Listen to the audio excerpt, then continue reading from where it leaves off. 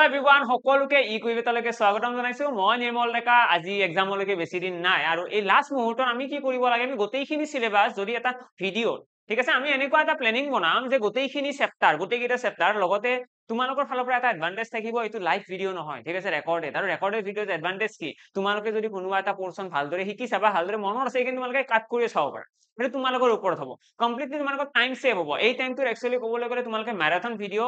সোৱাটো অকমান প্ৰবলেম হয় কাৰণ বহুত টাইম ওয়েষ্ট হয় ন কাৰণ এক্সামলৈকে একদমেই কম সময় আছে আমি কি কৰিব লাগে যিমান পাৰো সেই সময়খিনি ইউটিলাইজ কৰিব লাগিব যিমান পাৰো কম সময়ত আমি গোটেইখিনি কমপ্লিট কৰিব লাগে এতিয়া ইয়াতে মই যেটো সিৰিজ লৈ আহিছো ইয়াতে কোনো ধৰণৰ টপিকৰ নাম নাই মই কৈছো কমপ্লিট ম্যাথছ ঠিক আছে যিমান ম্যাথছ আছে যিমানখিনি ম্যাথছ আহে এক্সামত সেই গোটেইখিনি ম্যাথছৰ কাৰণে আমি গোটেইখিনিৰ কাৰণে 10টা বা 11টা ভিডিঅ হ'ব ঠিক আছে এনেকুৱা নহয় যে এদিনতে তোমালোকে হিৰো হৈ যাবা এটো তো পসিবল নহয় অবিয়াসলি টাইম লাগিব এটা এক্সামৰ আগ মুহূৰ্তত কাৰণে কি কৰিম আমি টাইপ ওয়াইজ ঠিক আছে একদম সিলেক্টিভলি যে নাম্বাৰ সিস্টেমত কি আছে তোমালোকে নিশ্চয় নাম্বাৰ সিস্টেমত সোমোৱাৰ লগে গম পাই যাবা যে আমি কি পঢ়িব লাগে কিয় পঢ়িব লাগে আৰু কেনেকৈ পঢ়িম গোটেইখিনি বস্তু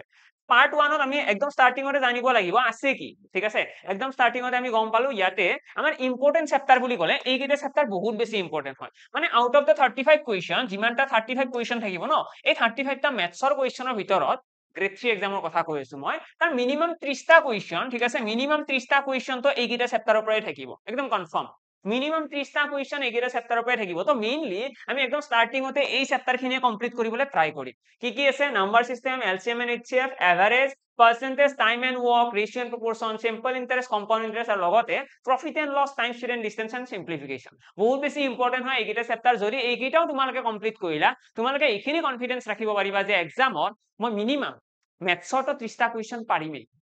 কোনো বাধা নাই মানে নোৱাৰাৰ কোনো চান্সই নাই আৰু লগতে মই ইয়াতে যিমান কেইটা টাইপ অফ কোৱেশ্চন কভাৰ কৰাম তোমালোকে প্লেনিং ৰাখিব লাগে সেই টাইপ কেইটা আমি শিকিব লাগে ওকে তো সেইকেইটা টাইপ যদি তোমালোকৰ মনত থাকে কাম খতম এটা মই ডাইৰেক্টলি আৰম্ভ কৰিছো কাৰণ এক্সামত যেটোকে বেছি দিন নাই আমি বেছি কথা পাতি থাকিও লাভ নাই তো একদম স্টাৰ্টিংত আমি গম পালো এইখন সিলেবাস নেক্সট কি আছে নেক্সট মই ইয়াতে ক'লো নাম্বাৰ সিস্টেম একদম স্টাৰ্টিংত প্ৰথম চেপ্টাৰটো আৰম্ভ কৰিছো এইকেইটা চেপ্টাৰ আছে এনেকুৱা সিস্টেমত গোটেইখিনি কমপ্লিট কৰিম সিৰিয়ালি ঠিক আছে 1 2 3 4 এইটো সিৰিজত যাব একদম প্ৰথমতে চেপ্টাৰটো আছে আমাৰ নাম্বাৰ সিস্টেম আজিৰ এই ভিডিঅটোত আমি নাম্বাৰ সিস্টেম আৰম্ভ কৰিছো খতমো কৰিছো ঠিক আছে অবিয়াসলি যেহেতুকে লাষ্ট মুহূৰ্তত ক্লাস কৰি আছো ইয়াতে আমি গোটেইখিনি কথাই একদম ডিটেইলছত লিখি যোৱাটো সময় নাই তো মই কি কৰিম ধৰিলো ইয়াৰে কিবা এটা টাইপছ আছে ঠিক আছে এটা নাম্বাৰ সিস্টেম বুলি ক'লে আমাৰ টোটাল 5টা টাইপৰ কোৱেশ্চন থাকে মই ইয়াতে লিখিয়ে দিছো এই 5টা ধৰণৰ কোৱেশ্চন যদি তোমালোকে জানা তোমালোকৰ কাৰণে নাম্বাৰ সিস্টেম কমপ্লিট একদম একদম তোমালোকে আইডিয়া পাই যাবা যে নাম্বাৰ সিস্টেমত একচুয়ালি আছে কি আমি কিয় পঢ়ি আছো এক্সামত কেনেকৈ টেকল কৰিব লাগে সব গম পাই যাবা তো তোমালোকে জাস্ট ফোকাস কৰিব লাগে এই 5টা টাইপৰ ওপৰত যে এই 5টা টাইপ হয় কি এই 5টা টাইপ মই জানো নে নাই যদি মই জানো তেতিয়াহলে মোৰ এক্সামত নাম্বাৰ সিস্টেমত আৰু চিন্তা নাই প্ৰথম কোৱেশ্চনটো হৈছে অল টাইপস অফ নাম্বাৰস বুলি আছে মানে কি হয় এতিয়া মই দেখাই আছো গোটেইখিনি দেখাম নেক্সট আছে ডিভিজিবিলিটি ৰুল এটা চোৱা ডিভিজিবিলিটি ৰুল মই যদি ইয়াতে লিখাই তোমালোকক দেখুৱাব লাগে অবিয়াসলি এটা ক্লাস 3 ঘন্টাৰ হ'ব আৰু এই সময়ত আমি 3 ঘন্টাৰ ক্লাসটো কৰিলে লাভ নহব আমি নাম্বাৰ সিস্টেমত 3 ঘন্টা ইনভেস্ট কৰিম জানো এই টাইমত একদমই নকৰো তো মই কি কৰিম ডিভিজিবিলিটি ৰুল গোটেইকেইটা তোমালোকক কৈ দিম তো যিসকলৰ প্ৰবলেম আছে যিসকলে আজিলৈকে গম নোপোৱা ডিভিজিবিলিটি ৰুল হয় কি তোমালোকে ভিডিঅটো অকনমান সেইখিনি বস্তু ৰিপিট কৰি চাই লবা কাম খতম ঠিক আছে নোট ডাউন কৰি লবা পইণ্টখিনি একদম হৈ যাব এটা ইয়াতে নেক্সট আছে আমাৰ unit digit concept then digit counting আৰু লাষ্টত আছে ডিজিট ইন্টাৰচেঞ্জ ঠিক আছে এই 5টা ধৰণ আমি শিকিব লাগিব প্ৰথমতে আমাৰ লিখা আছে অল টাইপস অফ নাম্বাৰস মানে কি হয় আমাৰ এক্সামত মই কোৱেশ্চন কি আহে হেতু দেখাই দিছো আমাৰ এক্সামত এনেকুৱা ধৰণৰ কোৱেশ্চন আহে তো তোমালোকে ফাৰ্স্ট জানিব লাগিব এক্সামত আহে কি আমি কিয়নো শিকি আছো বস্তুটো ন আমাৰ এক্সামত এনেকুৱা ধৰণৰ কোৱেশ্চন আহে এটা কি দিছে চোৱা এটা দিছে which among the following is a true which among the following is true তো ইয়াৰে তলৰ কোনটো কাৰেক্ট আমাক এইটো সুধিছে এটা কৈছে all prime numbers are even numbers সময়ৰ অকনমান নাটনিৰ বাবে মই ইয়াতে অসমীয়া কেইটা এড কৰা নাই ঠিক আছে তোমালোকক মই অসমীয়া প্ৰতিটো লাইনৰে কৈ যাম সো বেছি চিন্তা কৰিব নালাগে অলপমান তোমালোকে এডজাস্ট কৰা কাৰণ ক্লাছৰ কোৱালিটিটো বহুত বেছি হাই আছে ঠিক আছে ইয়াতে যিমান কেইটা কোৱেশ্চন আছে একদম সিলেক্টিভলি টাইপ ওয়াইজ আছে যদি গোটেইখিনি বুজি পোৱা মই এইখিনি তোমালোকক বিশ্বাস দিছো যে এক্সামত ৰৈ নাযায় তো অকমান কি কৰা যিখিনি অসমীয়াখিনি যিমানখিনি আছে মই কৈ দিম তোমালোকে লিখি ললে হ'ল এৰে মই কলো which among the following is true বুলি কৈছে আমাক 4টা লাইন দিছে আমাক কৈছে all prime numbers are even numbers মই জানো তোমালোকৰ ম্যাক্সিমাম এনসাৰ আহিছে যিসকলে একদমই পঢ়া নাছিল তোমালোকৰ কাৰণে এই এনেকুৱা ধৰণৰ যে কোৱেশ্চন আহে এই কোৱেশ্চন বিলাক সলভ কৰাৰ কাৰণে আমি নাম্বাৰছৰ কথা জানিব লাগে যে সংখ্যা কি হয় ঠিক আছে সংখ্যা কি হয় সংখ্যা বিলাকৰ কথা ডিটেইলছত আমি জানিব লাগিব কি আছে সংখ্যা তো আৰম্ভ কৰিছো নাম্বাৰছ কি হয় তো নাম্বাৰছ বুলি কোৱাৰ লগে লগে আমাৰ একদম স্টাৰ্টিংতে নাম্বাৰ আহিব ৰেশনাল নাম্বাৰ ৰিয়েল নাম্বাৰ ঠিক আছে আমাৰ একদম স্টাৰ্টিংত আহিব ৰিয়েল নাম্বাৰ কি হয় এতিয়া আমি লিখিব পৰা যিমান সংখ্যা আছে ন লিখিব পৰা যিমান সংখ্যা আছে গোটেইবিলাকে ৰিয়েল নাম্বাৰ অৰ্থাৎ মই যদি ইয়াতে সংখ্যা লিখো -1 0 1 5 ঠিক আছে √5 মই ইয়াতে লিখিলো √2 ইয়াতে মই লিখিলো হাফ ইয়াতে মই লিখিলো 0.2 ঠিক আছে এই গোটেইকেইটা নাম্বাৰ মই লিখিছো ইয়াতে যদি তোমালোকে নাম্বাৰ কেইটা চোৱা ইয়াতে সকলো ধৰণৰে সংখ্যা আছে তো এই সংখ্যাবিলাক আমি কি লিখিব পাৰিছো নে নাই পাৰিছো ন আমি লিখিব পৰা যিমান সংখ্যা আছে গোটেইবিলাক সংখ্যাকে কি বুলি কয় ৰিয়েল নাম্বাৰ মানে ক'বলৈ গ'লে সকলোতকৈ ডাঙৰ গোটটো হৈছে ৰিয়েল নাম্বাৰ তাৰ পাছত কি হয় ৰিয়েল নাম্বাৰক ডিভাইড কৰা হয় বেলেগ বেলেগ পাৰ্টত ঠিক আছে ৰিয়েল নাম্বাৰক কেনেকৈ ভগোৱা হৈছে তো ৰিয়েল নাম্বাৰক আমি দুটা পাৰ্টত ভগাব পাৰো ওকে ৰিয়েল নাম্বাৰক আমি দুটা পাৰ্টত ভগাব পাৰো এটা হৈছে ৰেশনেল নাম্বাৰ ৰেশনেল মানে কি হয় ৰেশনেল মানে হৈছে পৰিমেয় সংখ্যা ৰিয়েল নাম্বাৰ মানে কি হয় বাস্তৱ সংখ্যা দেন ৰেশনেল আৰু ইয়াতে কি আহিব ইৰেশনেল আৰু এই নাম্বাৰৰ কথাবিলাক যদি তোমালোকে গম পোৱা তেতিয়াহে তোমালোকে এই কুৱেশ্যনটো ডাইৰেক্টলি এনসাৰ কৰিব পাৰিবা ওকে তোমালোকে কেনেকৈ গম পাবা যে সকলো মৌলিক সংখ্যা যুগ্ম সংখ্যা হয় নে নহয় তোমালোকে কেনেকৈ গম পাবা অল ৰেশনেল নাম্বাৰ সকলো পৰিমেয় সংখ্যা এটা অখণ্ড সংখ্যা হয় নে নাই লগতে অল নেচাৰেল নাম্বাৰছ আৰু হোল নাম্বাৰ সকলোবিলাক স্বাভাৱিক সংখ্যাই পূৰ্ণ সংখ্যা এই কথা কেনেকৈ গম পাবা তো গম পোৱাৰ কাৰণে আমি কি শিকিব লাগিব আমি নাম্বাৰছৰ কথা জানিবই লাগিব ষ্টাৰ্টিঙত মই ক'লো যে বাস্তৱ সংখ্যা আমি লিখিব পৰা যিমান সংখ্যা আছে সেই গোটেইবিলাক সংখ্যাকে আমি কি বুলি ক'ম বাস্তৱ সংখ্যা বুলি ক'ম তাৰপিছত কি আছে যে বাস্তৱ সংখ্যা আমি ভগাব পাৰো জানো বেলেগ বেলেগ পাৰ্টত তো বেলেগ পাৰ্টত যদি ভগাবলৈ আমি ট্ৰাই কৰো আমি দেখিম ইয়াতে আহিব ৰেশনেল নাম্বাৰ অৰ্থাৎ পৰিমেয় সংখ্যা আৰু এটা আহিব ইৰেশনেল নাম্বাৰ এতিয়া পৰিমেয় সংখ্যা আৰু অপৰিমেয় সংখ্যা কেনেকৈ চিনি পাবা কেনেকৈ গম পাবা যে এইটো পৰিমেয় আৰু কিন্তু অপৰিমেয় মনত ৰাখিবা আমি পৰিমেয় সংখ্যাটোৰ ওপৰত বেছি ফোকাস নিদিও আমি মেইনলি শিকিবলৈ ট্ৰাই কৰো অপৰিমেয় সংখ্যা যদি তোমালোকে অপৰিমেয় সংখ্যাকেইটাক চিনি পোৱা এটা ধৰি লোৱা মই আগতে এইটো এক্সাম্পল দিছো হয়তো এটা বক্স এটা আছে ঠিক আছে এটা বক্সত দুটা টাইপৰ বল আছে ঠিক আছে এটা আছে টেনিছ বল ঠিক আছে আৰু এটা আছে ফুটবল এটা ফুটবল এটা আছে এটা টেনিছ বল এটা আছে এটা কথাটো হল তোমালোকে এজন ল'ৰা আছে একদম সৰু ল'ৰা এজন সি গমেই নাপায় সি আজিলৈকে শুনাই নাই যে টেনিছ বল কি হয় ফুটবল কি হয় একো গমেই নাপায় ইয়াৰ কোনো আইডিয়াই নাই ঠিক আছে সেই ল'ৰাজনক যদি কোৱা হয় যে টেনিছ বল আৰু ফুটবল কেইটা সেপাৰেট কৰিব লাগে ল'ৰাজনে পাৰিব জানো নোৱাৰে সেই বক্সটোৰ পৰা মই কি কলো টেনিছ বল কেইটা বেলেগকৈ ৰাখিব কলো ফুটবল কেইটা বেলেগকৈ ল'ৰাজনক যদি কৈ দিও যে এই বল কেইটা সেপাৰেট কৰা সি জানিব জানো সি নাজানে সি চিনিয়ে নাপায় ন টেনিছ বল কি হয় বা ফুটবল কি হয় কিন্তু যদি সেই ল'ৰাজনক আমি যদি শিকাই দিও যে টেনিছ বল সৰুটো ঠিক আছে এনেকুৱা টাইপৰ আমি দেখাই দিলো গ্ৰীণ কালাৰৰ হয় সৰু বলটো হৈছে টেনিছ বল আৰু সেইটো দেখাই দিয়াৰ লগে সেই ল'ৰাজনে ইনষ্টেন্টলি গম পাই যাব নে নাই ফুটবল কি হয় কাৰণ চোৱা আমি কৈছো ন যে বক্সটোত কি আছে বক্সটোত আছে টেনিছ বল আছে আৰু ফুটবল আছে যদি টেনিছ বলটো সি জানে যে এইটো টেনিছ বল মানে ৰৈ যোৱা কেইটা কি হ'ব অবভিয়াসলি ফুটবল হৈ যাব ঠিক তেনেদৰে আমি ইয়াতেও কি কৰিম আমি অপৰিমেয় সংখ্যা কেইটা চাই লম ঠিক আছে আমি অপৰিমেয় সংখ্যা কেইটা চাই লম যে অপৰিমেয় সংখ্যা কোন কেইটা হয় আৰু এইটো যদি আমি গম পাও আমি লগে লগে কি কম যিকেইটা সংখ্যা অপৰিমেয় নহয় ঠিক আছে তোমালোকে যদি অপৰিমেয়টো চিনি পোৱা আলটিমেটলি কি হ'ব পৰিমেয় কেইটা এনেকৈ গম পাই যাবা তাৰ অপোজিট যিকেইটা আছে যিকেইটা অপৰিমেয় নহয় সেইকেইটা কি হ'ব পৰিমেয় হ'ব সেই মেথডটো আমি ইউজ কৰিম ঠিক আছে এতিয়া অপৰিমেয় কি হয় অপৰিমেয় মনত ৰাখিবা পাই পাই যিটো সংখ্যা আছে পাই মানে 7/22 নহয় স্পেসিফিক্যালি পাই এইটো ঠিক আছে মই এইটো 7/22 বুলিও নকওঁ 3.14 বুলিও নকওঁ যদি তোমালোকে 7/22 বুলি কোৱা ন সেইটো এটা পৰিমেয় সংখ্যা থাকিবনে মনত 7/22 আমি এক্সামত কি কৰো পাইৰ ভ্যালুটো 7/22 বুলি লিখো ঠিক আছে সেইটো এক্স্যাক্টলি কাৰেক্ট নহয় সেইটো আমি ধৰিব পাৰো যে পাই ইকুৱেল 7/22 ল'ব পাৰা সেইটো তেনেকুৱা টাইপৰ বস্তু এক্স্যাক্টলি পাইৰ ভ্যালুটো 7/22 নহয় বা 3.14 নহয় পাইৰ যিটো ভ্যালু আছে এইটো একদম মানে তোমাৰ কি হয় দশমিকৰ পাছত ইনফিনিটি লৈকে ওলাইয়ে থাকে তুমি যদি হৰণ কৰিছোৱা দশমিকৰ পাছত ওলাই থাকিব आंसर ঠিক আছে তো আমি কলো যে পাইটো হৈছে এটা অপৰিমেয় সংখ্যা আৰু লগতে নন পাৰফেক্ট ৰুট ঠিক আছে নন পাৰফেক্ট ৰুটটো হৈছে আমাৰ কি এটা অপৰিমেয় সংখ্যা এই দুটা শব্দ মনত ৰাখিবা তোমালোকৰ কাম খতম অপৰিমেয় সংখ্যা কোনবিলাক যিবিলাক সংখ্যা হৈছে পাই মানে যিবিলাক সংখ্যা নহয় এটাই সংখ্যা আছে পাই পাই হৈছে এটা সংখ্যা যিটো অপৰিমেয় সংখ্যা আৰু লগতে নন পাৰফেক্ট ৰুট এতিয়া নন পাৰফেক্ট ৰুট কি হয় নন পাৰফেক্ট ৰুট হৈছে যদি এটা সংখ্যা ৰুট লোৱা হয় অৰ্থাৎ মই ইয়াতে লিখি দিলো √10 √10 কিবা এনসাৰ আহিব জানো নাহে মই যদি তোমালোকক কওঁ √16 ইয়াৰে এনসাৰ আহিবনে √16 মানে হৈছে 4 সকলোৱে জানা যদি এটা সংখ্যা ৰুট লৈ দিও আমি যদি 16 ৰুট লৈ দিও কিমান আহিব এনসাৰ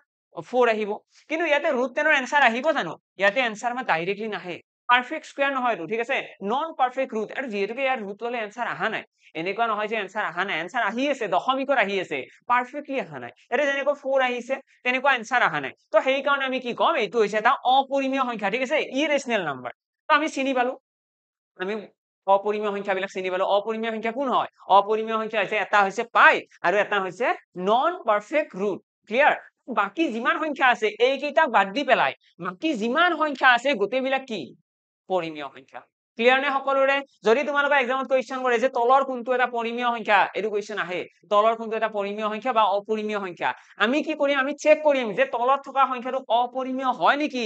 অপৰিমেয়ৰ শৰ্ত কি অপৰিমেয় শৰ্ত হৈছে এটা হৈছে পাই আৰু এটা হৈছে নন পাৰফেক্ট ৰুট ক্লিয়াৰ এই দুটা পইণ্ট মনত ৰাখিবা কাম খতম এতিয়া লগতে মই পৰিমেয় সংখ্যাৰ আৰু ৰুলটো ক'বলৈ নাযাওঁ পৰিমেয় সংখ্যাৰ ৰুল যদি কোনোবাই জানিব বিচৰা বেছি তো ইয়াতে লিখি দিছো মই যিবিলাক সংখ্যা p by q ফৰ্মত লিখিব পাৰি where q not equals to 0 ঠিক আছে where q not equals to 0 যদি q ৰ ভ্যালুটো 0 ৰ সমান নহয় তেতিয়াহলে এটো কি বুলি কয় হেতু পৰিমেয় সংখ্যা বুলি কয় তো এইখিনিতে মই সমাপ্ত কৰিলো পৰিমেয় আৰু অপৰিমেয় নেক্সট কি আহিব ইয়াৰে পাছতে আমাৰ এই নাম্বাৰ বিলাক আকৌ ভগাব লাগিব কাক ভগাম পৰিমেয় সংখ্যা তো পৰিমেয় সংখ্যা আকৌ কেনেকৈ ভগাব পাৰি পৰিমেয় সংখ্যাক যদি আমি ভগাবলৈ চেষ্টা কৰো আমি ইয়াতে দেখিম ইয়াতে এটা আহিব নেচাৰেল নাম্বাৰ আহিব ইয়াতে ইন্টিজাৰ আহিব এটা আহিব পৰিমেয় সংখ্যাৰ ভিতৰত ইন্টিজাৰ ইন্টিজাৰ মানে কি হয় ইন্টিজাৰ মানে হৈছে অখণ্ড সংখ্যা আৰু এটা আহিব ফ্ৰেকশন ইন্টিজাৰ আৰু ফ্ৰেকশন ঠিক আছে আৰু এটা আমাৰ ডেসিমেলও লিখিব পাৰা ডেসিমেল ইন্টিজাৰ ফ্ৰেকশন এটা ডেসিমেল ঠিক আছে তো ইন্টিজাৰ আৰু ফ্ৰেকশন কি হয় এটো হৈছে অখণ্ড সংখ্যা গোটা সংখ্যা বিলাক মই যে ইয়াতে লিখিছো 2 3 -1 -5 এই গোটেইবিলাক কি হয় -1 -5 এই গোটেইবিলাক হৈছে তোমাৰ অখণ্ড সংখ্যা মানে ক'বলৈ গ'লে যিবিলাক সংখ্যা ভগ্নাংশত নাই আৰু দশমিকতো নহয় ভগ্নাংশও নহয় গোটা সংখ্যা সেইবিলাকও আমি কি বুলি কম অখণ্ড সংখ্যা ওকে নেক্সট আমাৰ এই ভগ্নাংশ কোনবিলাক জানাই চাগে ন ভগ্নাংশ হৈছে 2/7 2/3 5/4 5/9 এইবিলাক কি হয় ভগ্নাংশ হয় তাৰ পাছত আমাৰ আহিব এই ইন্টিজাৰক আৰু ভগাব পাৰিম জানো তো ইন্টিজাৰক আকৌ যদি ভগাই দিও আমি দেখিম ইয়াতে আহিব নেচাৰেল নাম্বাৰ এতিয়া আহিব ইয়াতে নেচাৰেল নাম্বাৰ এই ট্ৰিটো বনাই থৈ দিবা তোমালোকৰ কাৰণে বহুত বেছি বেনিফিচিয়েল হ'ব এটা আহিব ইন্টিজাৰত আহিব নেচাৰেল নাম্বাৰ নেক্সট এটা আহিব হোল নাম্বাৰ ঠিক আছে হোল নাম্বাৰ এটা আহিব লগতে এটা কি আহিব লগতে ফ্ৰেকশনক আমি কেনেকৈ ভগাম ফ্ৰেকশনক আমি ভগাম এটা হৈছে প্ৰপাৰ ফ্ৰেকশন এটা হৈছে প্ৰপাৰ ফ্ৰেকশন এটা হৈছে ইমপ্ৰপাৰ ফ্ৰেকশন এতিয়া মই আকৌ মেনশন কৰিছো অবিয়াসলি তোমালোকৰ ম্যাক্সিমাম ষ্টুডেন্টে এইবিলাক পঢ়ি খতম কৰি থৈ দিছা খতম কৰি থোৱা ষ্টুডেন্ট খিনিৰ কাৰণে এইটো ৰিভিজন ক্লাস আৰু জিয়ে এইখিনি বস্তু এতিয়ালৈকে পঢ়া নাই নতুনকৈ পঢ়ি আছা তোমালোকে ভিডিওটো অকনমান আকৌ ৰিপ্লে কৰিবা কাট কৰি পেলাই আগৰ পৰা চাবা প্ৰতিটো কথা ভালকৈ শুনিবা মই মানে জাস্ট গোটেইখিনি কথা কৈ গৈছো যিমান আছে মই গোটেইখিনিয়ে কৈছো এটা পইণ্টও স্কিপ হোৱা নাই ওকে তো এটা ইন্টিজাৰ বুলি ক'লে আমি কি দেখিলো এটা দেখিলো নেচাৰেল নাম্বাৰ এটা হোল নাম্বাৰ নেচাৰেল মানে কি হয় স্বাভাৱিক সংখ্যা হোল নাম্বাৰ মানে হৈছে পূৰ্ণ সংখ্যা নেচাৰেল নাম্বাৰৰ ক্ৰাইটেৰিয়া কি নেচাৰেল নাম্বাৰ একৰ পৰা আৰম্ভ হ'ব 1 2 3 এনেকৈ আৰম্ভ হৈ পেলাই ইনফিনিটি লৈকে যাব 1 2 3 4 5 6 এনেকৈ ইনফিনিটি আৰু হোল নাম্বাৰ বুলি ক'লে 0 পৰা ষ্টাৰ্ট হ'ব 0 1 2 এনেকৈ আৰম্ভ হৈ পেলাই ইনফিনিটি লৈকে যাব মানে আলটিমেটলি ক'বলৈ গ'লে নেচাৰেল আৰু হোল নাম্বাৰৰ মাজত বহুত বেছি ডিফাৰেন্স নাই নেচাৰেল নাম্বাৰ কি হয় 1 ৰ পৰা ষ্টাৰ্ট হয় হোল নাম্বাৰ 0 ৰ পৰা ষ্টাৰ্ট হয় দ্যাটস ইট লগতে আমাৰ কি আহিব এই নেচাৰেল নাম্বাৰক আকৌ আমি ভগাব পাৰিম কেনেকৈ এটা আহিব ইভেন নাম্বাৰ এটা আহিব অড নাম্বাৰ ক্লিয়াৰ সকলোৰে যে নেচাৰেল নাম্বাৰক আকৌ ভগাব পাৰিম জানো পাৰিম এটা হল ইভেন নাম্বাৰ এটা হল অড নাম্বাৰ আৰু এটা হল প্ৰাইম নাম্বাৰ কি হয় এইকেইটা এতিয়া ইভেন নাম্বাৰ মানে হৈছে যুগ্ম সংখ্যা ঠিক আছে যুগ্ম সংখ্যা কোনবিলাক যিবিলাক সংখ্যা 2 ৰে হৰণ কৰিব পাৰি অৰ্থাৎ এক্সাম্পল হৈছে 2 4 6 8 আৰু এই নাম্বাৰছ বিলাকৰ নলেজটো থাকিব লাগিব এক্সামত কোৱেশ্চন আৰ সম্ভাৱনা থাকে মই অলৰেডি কোৱেশ্চন দেখাই থৈ দিছো যে আমাৰ এটা আইডিয়া থাকক যে কোৱেশ্চন কেনেকৈ আহে তো নেক্সট আমি শিকিলো ইভেন নাম্বাৰ কি হয় ইভেন নাম্বাৰ হৈছে 2 4 6 8 9 10 এনে 9 10 নহয় 9 নহয় 10 ঠিক আছে যিবিলাক সংখ্যা 2 ৰে হৰণ যায় ওকে তাৰ পাছত আমাৰ আহিব অড নাম্বাৰ কোনবিলাক অড নাম্বাৰ হৈছে অযুগ্ম সংখ্যা যিবিলাক সংখ্যা 2 ৰে হৰণ নাযায় এইটোৱে 2 ৰে এটা হৰণ যায় এটাক নাযায় 2 ৰে হৰণ নোযোৱা সংখ্যা কোনবিলাক 1 3 5 এনেকৈ আহি থাকিব 7 মাইনাসতো আহিব পাৰে -1ও ক'ব পাৰে -1 এটা অড নাম্বাৰ হয় ঠিক আছে নেক্সট আমাৰ কি আহিব প্ৰাইম নাম্বাৰ মৌলিক সংখ্যা কোনবিলাক এতিয়া প্ৰাইম নাম্বাৰ বুলি ক'লে মনত ৰাখিবা প্ৰাইম নাম্বাৰ সেইবিলাক যিবিলাক সংখ্যা প্ৰাইম নাম্বাৰ হৈছে সেইবিলাক যিবিলাক সংখ্যা অনলি 1 ঠিক আছে অনলি 1 আৰু সেই সংখ্যাটো নিজেই তাৰ এটা উৎপাদক ঠিক আছে উৎপাদক প্ৰাইম নাম্বাৰ বিলাকত কি হয় মই যদি ইয়াতে কৈ দিও 5 এটা 5 7 এই গোটেইবিলাক কি হয় প্ৰাইম নাম্বাৰ কিয় কাৰণ 5 যদি সংখ্যা আছে সেই সংখ্যাটো কিহেৰে হৰণ কৰিব পাৰিবা এই সংখ্যাটো হৰণ কৰিব পাৰি অনলি 1 আৰু সেই সংখ্যাটো নিজেৰে ঠিক আছে 5 ৰে হয়তো 5 ৰে হৰণ যাব নহলে 1 ৰে যাব বেলেগেৰেতো নাযায় এটা তোমালোকে ক'ব নোৱাৰা যে 9 টো এটা প্ৰাইম নাম্বাৰ কিয় কাৰণ 9 ক আমি 3 ৰে হৰণ কৰিব পাৰিম ক্লিয়াৰ 9 ক আমি 3 ৰে হৰণ কৰিব পাৰিম 9 ক আমি 9 ৰে হৰণ কৰিব পাৰিম আৰু 9 ক আমি 1 ৰে হৰণ কৰিব পাৰিম বা তোমালোকে এনেকৈ মনত ৰাখিব পাৰা যদি এটা নাম্বাৰৰ দুটা মাত্ৰ ফেক্টৰ থাকে if a number consists of two factor then the number is prime number এনেকৈ মনত ৰাখিব পাৰা যিকোনো এক্সামত এনেকুৱা কথা কয় ন যে মৌলিক সংখ্যা এটাৰ মাত্ৰ দুটাহে উৎপাদক থাকে এইটো ভুল জানো সেইখিনি নলেজ ঠিক আছে এক্সামত আমাক কি সুধে কোনো ক'ব নোৱাৰে বাট আমাৰ এটা আন্ডাৰষ্টেণ্ডিং থাকিব লাগিব যে প্ৰাইম নাম্বাৰ হয় কি বুজি হ'ব লাগিব প্ৰাইম নাম্বাৰ মই ক'লো যে প্ৰাইম নাম্বাৰ হৈছে এটা এনেকুৱা সংখ্যা যিটো সংখ্যা অকল একেৰে আৰু সংখ্যাটো নিজেৰে হৰণ যায় আমি তাৰ পৰা এইখিনিও কথা জানিম যে প্ৰাইম নাম্বাৰ এটা মাত্ৰ দুটা সংখ্যাৰে ভাঙিব পাৰি মই যদি কওঁ যে 5টোক তোমালোকে দুটা সংখ্যাত ভাঙি দিয়া মই কি লিখিম 1 into 5 হয় নে নাই বেলেগতো অপচন নাই কিন্তু মই যদি কওঁ যে 9 সংখ্যাটো ভাঙিব লাগে তো কেনেকৈ ভাঙিব পাৰিম 9 সংখ্যাটো মই ভাঙিব পাৰিম 1 into 3 into 3 পাৰিলো ন মানে 3 আহি গ'ল এটা লগতে মই ভাঙিব পাৰিম 1 into 9 মানে আলটিমেটলি তিনিটা সংখ্যা আছে 1 9 আৰু 3 তিনিটা সংখ্যাৰে আমি কি কৰিব পাৰিছো এইটো হৰণ কৰিব পাৰিছো ঠিক আছে সেই কাৰণে এইটো প্ৰাইম নাম্বাৰ নহয় that's it okay prime number আমি বুজি পালো নেক্সট আমাৰ আহিব ফ্ৰেকশন ফ্ৰেকশনত কোন কোন আছে এটা আছে প্ৰপাৰ এটা আছে ইমপ্ৰপাৰ আৰু এটা আহিব মিক্স ফ্ৰেকশন প্ৰপাৰ কি হয় প্ৰপাৰ মানে হৈছে যদি এটা ভগ্নাংশ নিউমাৰেটৰটো ডিনোমিনেটৰতকৈ সৰু হয় এটা যোনটো নিউমাৰেটৰ আছে আমাৰ লব বুলি কয় ঠিক আছে লব যিটো আছে লবটো যদি হৰতকৈ সৰু হয় তেতিয়াহ'লে এইটো কি বুলি কয় প্ৰকৃত ভগ্নাংশ প্ৰপাৰ ফ্ৰেকশন আৰু লগতে এটা আহিব ইমপ্ৰপাৰ ফ্ৰেকশন ইমপ্ৰপাৰ মানে কি অপকৃত ভগ্নাংশ অপকৃত কোনবিলাক এতিয়া যদি এটা ফ্ৰেকশনৰ এনেকুৱা সিচুৱেচন আহে যে ওপৰত যিটো আছে নিউমাৰেটৰটো যদি ডিনোমিনেটৰতকৈ ডাঙৰ হয় অৰ্থাৎ ডিনোমিনেটৰ আছে 5 নিউমাৰেটৰ আছে 9 ডিনোমিনেটৰতকৈ কি হয় নিউমাৰেটৰটো ডাঙৰ এনেকুৱা ক্ষেত্ৰত এইটো কি বুলি কয় ইমপ্ৰপাৰ ফ্ৰেকশন এটা ইমপ্ৰপাৰ ফ্ৰেকশন আমি গম পালো ওপৰটো কি হ'ব লবটো ডাঙৰ হ'ব হৰটোতকৈ আৰু লগতে নেক্সট আহিব মিক্স ফ্ৰেকশন কি হয় মিক্স ফ্ৰেকশন এটা এনেকুৱা বস্তু য'ত কি হয় আমাৰ ইন্টিজাৰ আৰু ফ্ৰেকশন দুইটা বস্তু লগ হৈ থাকে মিক্স বুলি কিয় ক'ব চোৱা এইটো হৈছে ইন্টিজাৰ এইটো হৈছে ফ্ৰেকশন ইয়াৰ মিক্সাৰ কেতিয়াবা দেখিছা নেকি যদি মিক্স কৰি দিও ন সেইটো কি বুলি কয় মিক্স ফ্ৰেকশন অৰ্থাৎ মই ইয়াতে লিখিব পাৰো 2 5/7 এইটো এটা কি হয় এইটো হৈছে মিক্স ফ্ৰেকশন ইয়াতে যদি মন কৰা ইয়াতে 2 এটা আছে যেটো ইন্টিজাৰ হয় আৰু লগতে কি আছে 5/7 যেটো ফ্ৰেকশন হয় আৰু এই বস্তুখিনি আমি এনেকৈ লিখিব পাৰিম 2 + 5/7 হৈ গল কাম খতম সকলোৰে তো আমি মিক্স ফ্ৰেকশন এটা কেনেকৈ সলভ কৰিব পাৰো 2 + 5/7 এইখিনি সলভ কৰিলে আমাৰ এটা ইমপ্ৰপাৰ ফ্ৰেকশনলৈকে কনভাৰ্ট হৈ যাব ওকে আৰু এটা মিক্স ফ্ৰেকশনলৈকে কেনেকৈ কনভাৰ্ট কৰে সেইটো মই একেলগে দেখাই দিছো যদি তোমালোকে কেতিয়াবা এনেকুৱা সিচুৱেচন পাই যোৱা যে ওপৰত আছে 19 আৰু তলত আছে 4 এটা এইটো আমি মিক্স ফ্ৰেকশনলৈকে কেনেকৈ লৈ যাম তাৰ কাৰণে আমি 4 ৰে 19 হৰণ কৰিব লাগে কিমান বাৰ যাব 4 ৰে যদি 19 হৰণ কৰো 16 বাৰ 4 4 গুণ কিমান 16 তো আমি লিখিম যিমান বাৰ গৈছে এটো কাখত লিখিম 4 4 গুণ 16 তাৰপিছত কিমান ৰৈ গ'ল 3 এটা ৰৈ গৈছে তো 3 টো ওপৰত তলত 4 ঠিক আছে তলত কাৰণ 4 আছিলে কাৰণে এইটো চেঞ্জ নহয় এইটো আনচেঞ্জ থাকিব যিহেৰে হৰণ কৰিছো এইটো আনচেঞ্জ থাকিব লগতে যিমান বাৰ গৈছে সেইটো মই লিখিম সাইডত আৰু যি ৰৈ গ'ল ভাগে সেইটো লিখিম ওপৰত এইটো হৈছে ইমপ্ৰপাৰ ফ্ৰেকশনৰ পৰা মিক্স ফ্ৰেকশনলৈকে কনভাৰ্ট কৰা টেকনিক গোটেইখিনি নাম্বাৰছৰ কথাই এইখন স্লাইডত কৈ দিলো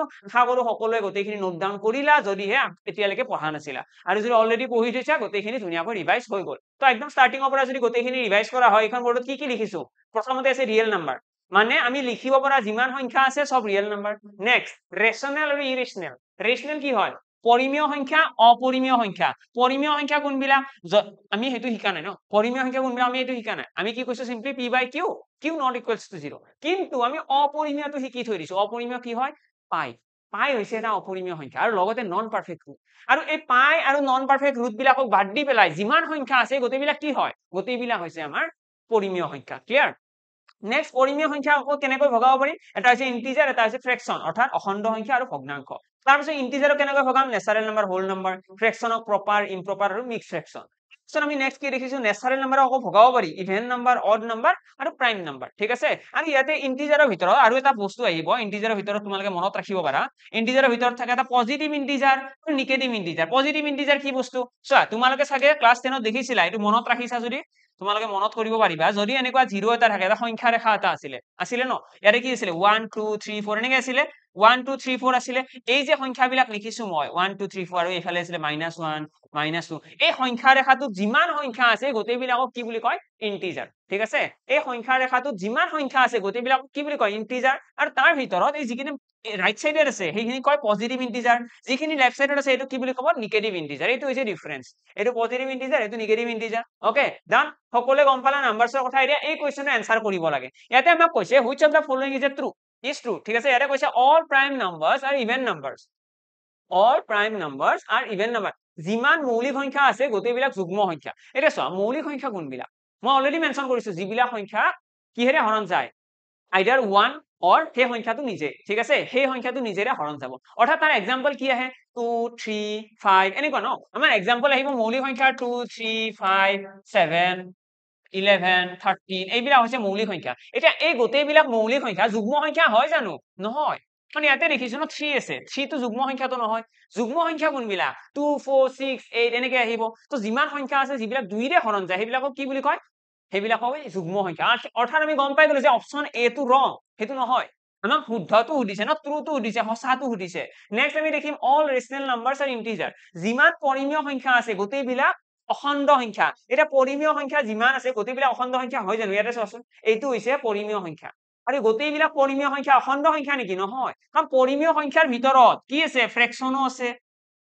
ঠিক আছে ফ্ৰেকশনো আছে পৰিমেয় সংখ্যাৰ ভিতৰত আৰু কি আহিব ডেসিমেলো আহিব কিন্তু ইন্টিজাৰত কি আহে ইন্টিজাৰটো অকল পৰিমেয় সংখ্যাৰ ভিতৰতহে থাকে ঠিক আছে তো আমি কি কম all rational numbers are integer এইটো ভুল ঠিক আছে সকলোবিলাক পৰিমেয় সংখ্যাই খণ্ড সংখ্যা নহয় তাত ফ্ৰেকশনো আছে কিছুমান তাৰ পিছত কি কৈছে all natural numbers are whole number যিমান স্বাভাৱিক সংখ্যা আছে গোটেইবিলাক পূৰ্ণ সংখ্যা এইটো হয় জানো স্বাভাৱিক সংখ্যা কোনবিলাক স্বাভাৱিক সংখ্যা হৈছে 1 ৰ পৰা আৰম্ভ হয় হৈ পেলাই ইনফিনিটি লৈকে যাব পূৰ্ণ সংখ্যা কোনবিলাক 0 ৰ পৰা আৰম্ভ হ'ব ইনফিনিটি লৈকে যাব তো ইয়াতে আমি দেখি আছো 1 ৰ পৰা যোনটো ইনফিনিটি আছে নেচাৰেল নাম্বাৰৰ সেই গোটেইখিনি সংখ্যা হোল নাম্বাৰতো সোমাই আছে ন হোল নাম্বাৰতো সোমাই আছে তো আলটিমেটলি আমি কম অপচন সি টো আমাৰ কাৰেক্ট হৈ গ'ল ঠিক আছে নেক্সট আমাক কি কৈছে all whole numbers are natural number all whole numbers are natural number হ'ব জানো চোৱা হোল নাম্বাৰ বুলি কোৱাৰ লগে এটা 0 আহে 0 1 2 এনেকে আৰম্ভ হয় ন হৈ পেলাই ইনফিনিটি লৈকে যায় অল হোল নাম্বাৰ বুলি ক'লে এটা হোল নাম্বাৰত যিমান সংখ্যা আহিছে গোটেইবিলাকৰ 0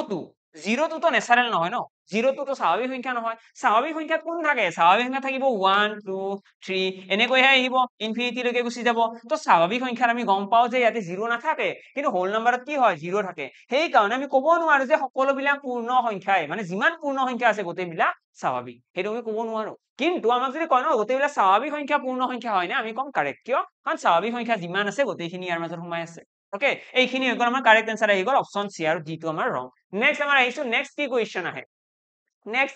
আহে নেক্সট আমাৰ ইয়াতে কুৱেশ্যন তোমালোকে দেখি আছা এইটো কুৱেশ্যন ইয়াতে কি কৈছে চোৱা ইয়াতে কৈছে ইফ এটা নাম্বাৰ এটা দি দিছে ইমান ইজ ডিভিজিবল বাই 3 আমি প্ৰথম টাইপটো ইয়াতে শিকি গলো ঠিক আছে আমাৰ ক্লাছৰ একদম প্ৰথম টাইপটো আমি শিকি গলো অল টাইপস অফ নাম্বাৰছ কলো ন ধুনীয়া ৰিভিজন হ'ব গোটেইখিনি টাচ হ'ব তো চিন্তা নাই আমি প্ৰথম টাইপটো শিকি গলো যে আমাৰ নাম্বাৰ সিস্টেমত কি কুৱেশ্যন আহে প্ৰথম ধৰণৰ কুৱেশ্যন হৈছে অল টাইপস অফ নাম্বাৰছ আমি গোটেইখিনি নাম্বাৰছৰ কথা শিকিলো আশা কৰো সকলোৱে নোট ডাউন কৰিলা গোটেইখিনি ৰিভাইজ হ'ল যদি কিবা পইণ্ট লিখা নাছিলে বা কিবা পইণ্ট যদি আজিলৈকে শিকা নাছিলা আশা কৰো গোটেইখিনি ক্লিয়াৰ এটা নেক্সট আমাৰ আছে ডিভিজিবিলিটি ৰুল শিকিব লাগিব কি হয় ডিভিজিবিলিটি ৰুল সেইটোৰ ফালে আহা এতিয়া এই কুৱেশ্যনটো যদি মন কৰা ইয়াতে আমাক কি কৈছে ইফ এই নাম্বাৰ এটা দিয়া আছে এই নাম্বাৰটো আমাক কি কৈছে ডিভিজিবল বাই 3 মানে এই সংখ্যাটো কি হ'ব 3 ৰে হৰণ যাব ঠিক আছে যাব বুলি কৈয়ে দিছে মানে আমাক কৈছে then find the value of এট ঠিক আছে এট আমাক ভ্যালু উলিয়াব দিছে এই যেটো সিম্বল মই ইয়াতে ইউজ কৰিছো এই সিম্বলটোৰ আমাক ভ্যালু উলিয়াব দিছে কি হ'ব তাত এনেকুৱা কি সংখ্যা ইয়াতে ৰাখিব লাগিব যাতে এই সংখ্যাটো কি হয় 3 ৰে হৰণ হয় এনেকুৱা কি পসিবল ভ্যালু আছে ফাইন্ড দা পসিবল ভ্যালু যি আছে গোটেইকেইটা ওলালে হ'ল ঠিক আছে এটো জাস্ট এক্সাম্পল হয় তো আমাক পসিবল ভ্যালু যিমান আছে গোটেইকেইটা ওলাব দিছে তো কেনেকৈ ওলাম ইয়াৰ কাৰণে আমি জানিব লাগিব ডিভিজিবিলিটি ৰুল তো ডিভিজিবিলিটি ৰুল হয় কি তো কুৱেশ্যনৰ টাইপ বুজি পালা যে এক্সামত কি আহে এক্সামত কি দিব ডাইৰেক্টলি এটা নাম্বাৰ দি দিব তাত এটা কি দি দিব এটা ক্যাৰেক্টাৰ এটা দি দিব ভেৰিয়েবল এটা দি দিব দি পেলাই সুধিব সেই ভেৰিয়েবলটোৰ ভ্যালু কিমান যদিহে সেই নাম্বাৰটো কিবা এটা সংখ্যাৰে হৰণ যায় যিকোনো সংখ্যা দিব পাৰে মানে 3 দিব পাৰে 4 দিব পাৰে 5 দিব পাৰে যিয়ে নিদিয়ক এটা নেক্সট কথাটো হ'ল আমি কেনেকৈ গম পাম যে কি এনসাৰ হ'ব বা কেনেকৈ ওলাম তাৰ কাৰণে ডিভিজিবিলিটি ৰুল জানিব লাগিব ডিভিজিবিলিটি ৰুলত কি আছে ডিভিজিবিলিটি ৰুলৰ আমাৰ 2 ৰ পৰা আৰম্ভ কৰি আমি 11 লৈকে শিকিব লাগে ঠিক আছে 2 ৰ পৰা আৰম্ভ কৰি 11 লৈকে কি হয় একদম প্ৰথমৰ পৰা মই কৈ আছো একদম 2 যদি এটা সংখ্যাক 2 ৰে হৰণ যাব লগা হয় লিখি লবা যদি তোমালোকে আজিলৈকে পঢ়া নাই আৰু যদি অলৰেডি পঢ়ি থৈ দিছা জাস্ট শুনি যোৱা ৰিভিজনটো হৈ যায় 2 ৰ কাৰণে কি হ'ব যদি এটা সংখ্যাৰ এককৰ ঘৰত ইউনিট ডিজিটটো যদি 0 2 4 6 8 অৰ্থাৎ ইউনিট ডিজিটত যদি এটা ইভেন নাম্বাৰ থাকে ইউনিট ডিজিটত যদি ইভেন নাম্বাৰ এটা থাকে তেতিয়াহলে সেই সংখ্যাটো 2 ৰে হৰণ যাব তো 2 ৰ ডিভিজিবিলিটি ৰুল এইটো মই যদি কওঁ এটা সংখ্যা এটা আছে ঠিক আছে x y z এই সংখ্যাটোক যদি 2 ৰে হৰণ যাব লগা হয় z ৰ ভ্যালু কি হ'ব তো তোমালোকে ডাইৰেক্টলি আনসাৰ দিব লাগিব যে z ৰ ভ্যালু 0 হ'ব পাৰে 0 নহলে 2 হ'ব নহলে 4 নহলে 6 নহলে 8 কিয় কাৰণ যিকোনো এটা সংখ্যা 2 ৰে হৰণ যোৱাৰ নিয়মে এইটো যে এককৰ ঘৰত কি থাকিব লাগিব এটা ইভেন নাম্বাৰ থাকিব লাগিব আশা কৰো ক্লিয়াৰ 2 হৈ গ'ল এটা নেক্সট কি আছে 3 ৰ কাৰণে কি হয় 3 ৰ কাৰণে ৰুলটো হৈছে যদি এটা সংখ্যা এটা চোৱা এইটো এটা সংখ্যা xyz এই সংখ্যাটোক যদি 3 ৰে হৰণ যাব লগা হয় যদি এনেকুৱা সিচুৱেচন আছে যে এই সংখ্যাটো 3 ৰে হৰণ যায় তেতিয়াহলে কি হ'ব ইয়াৰে যিকেইটা ডিজিট আছে এই ডিজিট কেইটাৰ যোনটো যোগফল আছে সেই যোগফলটো 3 ৰে হৰণ যাব এইটো হৈছে 3 ৰ ডিভিজিবিলিটি ৰুল অৰ্থাৎ sum of the digit are divisible by 3 ঠিক আছে যিমান সাম দা ডিজিট ওলাব সাম দা ডিজিট যি আছে গোটেইখিনি ডিভিজিবল বাই 3 হ'ব তেতিয়া আমি কি বুলি কম এই সংখ্যাটো ডিভিজিবল বাই 3 এটা যদি গোটেইখিনি যোগ কৰো x y z x y z এটুক যদি 3 ৰে হৰণ কৰো যাব লাগিব ওকে এটা হৰণ কৰাৰ এটা টেকনিক আছে টেকনিকটো মই ইয়াতে দেখাই দিও আমি কি কৰিব লাগে যদি আমি কেতিয়াবা সংখ্যা এটা হৰণ কৰিব লাগে ধৰিলা ইয়াতে দি দিলে 6 7 5 5 2 1 4 এইটো এটা সংখ্যা দি দিলে এই সংখ্যাটো 3 ৰে হৰণ যাব না কেনেকৈ গম পাম আমি এই গোটেইকেইটা যোগ কৰিব লাগে ঠিক আছে যোগ কৰা এটা টেকনিক হ'ল নেক্সট আমাৰ টেকনিকটো হৈছে আমি কি কৰিব লাগে এই সংখ্যাবিলাকত যদি 3 ৰে হৰণ যোৱা সংখ্যা আছে ডাইৰেক্টলি কাটি দিব লাগে ঠিক আছে ভালদৰে শুনিবা দেই 3 ৰে হৰণ যোৱা সংখ্যা যদি আছে ডাইৰেক্টলি কাটি দিম 3 ৰে হৰণ কাক গৈছে 6 গৈছে ন 3 2 গুণ 6 6 টো কাটি দিলো নেক্সট 7ক যদি হৰণ কৰো কিমান বাৰ যাব 3 2 গুণ 6 6 হে গৈছে এক এটা ৰৈ গৈছে তো একটো ওপৰত লিখি ৰাখিবা দেন 1 + 5 কি হয় মানে কি কৰিব লাগে আমি ইয়াতে যি থাকে সেইকেইটা যোগ কৰি কৰিও যাব পাৰো আমি যদি যোগ কৰি দিও 1 + 5 কিমান হ'ব 6 6ক যদি 3 ৰে হৰণ কৰো যাব নে নাই যাব তো কাটি দিলো 2 + 1 কিমান 2 + 1 3 আৰু 3ক 3 ৰে হৰণ যাব নে নাই যাব 3 ৰে যদি 4 হৰণ কৰো এবাৰ যাব কিন্তু 1 এটা ৰৈ যাব হয় নে নাই 1 এটা ৰৈ গৈছে যেহেতু এই সংখ্যা কেইটা আমি যেতিয়া 3 ৰে হৰণ কৰি গলো আমাৰ ৰিমাইন্ডাৰ এটা ৰৈ গৈছে ন ভাগশেষ ৰৈ গৈছে তো আমি কম এই সংখ্যাটো 3 ৰে হৰণ নাযায় এইটো ধুনীয়া এপ্ৰোচ হয় তো আমি কি কৰিব লাগে সংখ্যাকেইটা 3 ৰে হৰণ যোৱা সংখ্যাকেইটা কাটি দিব লাগে লগতে আমি সংখ্যাকেইটা যোগ কৰি কৰি যাই থাকিম হৰণ যোৱা সংখ্যা পালে মানে কাটি দিব লাগে ঠিক আছে এতিয়া মই যদি ইয়াতে কওঁ তোমালোকে এইটো এপ্ৰোচ ল'ব পাৰিলেহেঁতেন যে প্ৰথমতে মই ক'লো 6ক আমাৰ হৰণ যাই আছে 6ক ডাইৰেক্টলি 3 ৰে হৰণ যাব ক্লিয়াৰ 6ক 3 ৰে হৰণ গ'ল এতিয়া 7 + 5 কিমান 7 + 5 12 12ক 3 ৰে হৰণ যাব নে নাই যাব তো ডাইৰেক্টলি কাটি দিয়া দেন 2 + 1 কিমান 3 3 যাব নে যাব দেন কিমান আছে লাষ্টত আছে 4 4ক নাযায় ন তো কম এই সংখ্যাটো 3 ৰে হৰণ নাযায় এইটো হৈছে আমাৰ মেথড 3 ৰে হৰণ চেক কৰাৰ টেকনিক লগতে নেক্সট আমাৰ কি আহিব 3 ৰ পাছত আমাৰ আহিব 4 4ৰ কাৰণে কি আছিল ৰুলটো 4ৰ কাৰণে আমাৰ ৰুল কি আছিল 4ৰ কাৰণে আমাৰ ৰুল আহিব যদি এটা সংখ্যাৰ ঠিক আছে যদি এটা সংখ্যাৰ last two digit of a number is divisible by 4 then the number is divisible by 4 যদি এটা সংখ্যাৰ শেষৰ অংক দুটা যদি 4 ৰে হৰণ যায় তেতিয়াহলে সেই সংখ্যাটো 4 ৰে হৰণ যাব দ্যাটস ইট যদি এটা সংখ্যাৰ শেষৰ অংক দুটা ইয়াৰে যদি মন কৰো x y z মই এটা সংখ্যা দিছো এক্সাম্পল তো ইয়াৰে কি হ'ব y আৰু z ক 4 ৰে হৰণ যাব লাগিব ডাইৰেক্টলি মানে ক'বলৈ গ'লে y আৰু z ৰ জায়গাত এনেকুৱা সংখ্যা থাকিব লাগিব 12 16 বুজি পাইছা কিয় কাৰণ এইকেইটা হৈছে 4 ৰে হৰণ যোৱা সংখ্যা 4 ৰে যদি হৰণ কৰো ডাইৰেক্টলি হৰণ যাব তো আমি শেষৰ অংক দুটা চেক কৰিব লাগে অকল যদি হৰণ যায় তেতিয়াহলে হৰণ যাব আদাৰৱাইজ নাযায় নেক্সট আমাৰ কোৱেশ্চন কি থাকিব 5 5ৰ ডিভিজিবিলিটি ৰুল কি হয় 5ৰ কাৰণে মনত ৰাখিবা if unit digit of a number is 5 then the number is divisible by 5 এতিয়া ইয়াৰে ইউনিট ডিজিট কি থাকিব যদি 5 আছে যিকোনো এটা সংখ্যা যদি 5 ৰে হৰণ যাব লগা হয় তেতিয়াহলে এককৰ ঘৰত আইদাৰ 0 থাকিব লাগিব নহলে 5 থাকিব লাগিব 0 বা 5 থাকিলে আমি কি কম সংখ্যাটো 5 ৰে হৰণ যাব নেক্সট আমি কি শিকিব লগা আছে 6 6ৰ কাৰণে তোমালোকে স্পেসিফিক্যালি বেলেগ শিকাৰ প্ৰয়োজন নাই ইয়াৰে জাস্ট আমি 6 টো দুটা ভাগত ভগাই দিম 2 * 3 ক্লিয়াৰ 2 * 3 বুলি ভগাই দিম যদি এটা সংখ্যা 6 ৰে হৰণ যাব লগা হয় তেতিয়াহলে সেই সংখ্যাটো 2 আৰু 3 দুইটাৰে হৰণ যাব লাগিব ঠিক আছে যদি 2 আৰু 3 দুইটাৰে হৰণ যায় তেতিয়াহলে এইটো কি কম 6 ৰেও হৰণ যায় এটা চোৱা তোমালোকক এটা এক্সাম্পল দি দিও ইয়াৰে 12 টা সংখ্যা আছে এই 12 টোক 6 ৰে হৰণ যাব নে নাই যাব আমি জানো 12ক 6 ৰে হৰণ যাব কিন্তু 6 ৰে যে হৰণ গলে চেক কেনেকৈ কৰিম আমি চেক কৰাৰ কাৰণে কি কৰিম 12ক এবাৰ 3 ৰে হৰণ যায় নে চাম আৰু এবাৰ 2 ৰে হৰণ যায় নে চাম 2 or 3 দুইটাৰে ঠিক আছে 2 or নহয় 2 and 3 হ'ব দুইটাৰে আমি চেক কৰিব লাগিব দুইটাৰে যদি হৰণ যায় তেতিয়াহলে কম 6 ৰে হৰণ যায় চেক কৰি চাও চোৱা 2ৰ হৰণৰ নিয়ম কি আছিল এককৰ ঘৰত যুগ্ম সংখ্যা আছে নে এককৰ ঘৰত যুগ্ম সংখ্যা আছে মানে 2 ৰে হৰণ যাব 3ৰ হৰণৰ নিয়ম কি আছিল যে অংক কেইটাৰ যোগফলক 3 ৰে হৰণ যাব লাগিব অংক দুটা যোগ কৰিলে কি আহিব 2 + 1 3 আৰু 3 ৰে গৈ আছে অৰ্থাৎ আমি গম পালো যে 12 যিটো সংখ্যা আছে সেইটো 2 আৰু 3 দুইটাৰে হৰণ যায় আৰু যেহেতু দুইটাৰে হৰণ গৈছে মানে কি 6 ৰেও হৰণ যাব ক্লিয়াৰ এইটোৱে কথা আৰু এইটো কিয় আহিছে এইটো এনেকে কিয় লিখে 2 আৰু 3ৰ কথা কাৰণ আমি 6 টোক এনেকৈ ভাঙি দিব পাৰো ন 2 * 3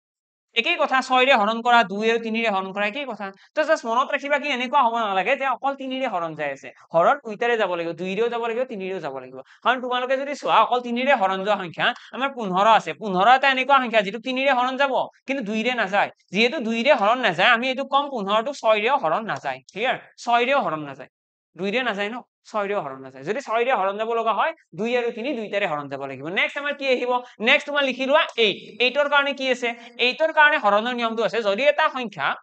এতিয়া তোমালোকে ভাবি আছে 7 টো ক'ত গ'ল 7 টো মই দেখাই আছো 7 টোৰ কাৰণে আমি এটা সিড নাম্বাৰ মনত ৰাখিব লাগে আৰু যদি তোমালোকে এই লাষ্ট মোমেন্টৰ মোক এডভাইস কৰা যে লাষ্ট মোমেন্টত আমি কি কৰিম একদম শেষৰ মোমেন্টৰ কাৰণে আমি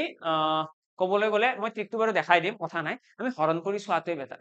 ঠিক আছে একদম লাষ্ট মুহূৰ্তত এইবিলাক ট্ৰিকি বস্তু শিকিলে পাহৰি যোৱাৰ চান্সটো বেছি থাকে এতিয়া মই তথাপিতো দেখাই দিছো যদি এনেকুৱা টাইপৰ এটা নাম্বাৰ দি দিয়ে 7 8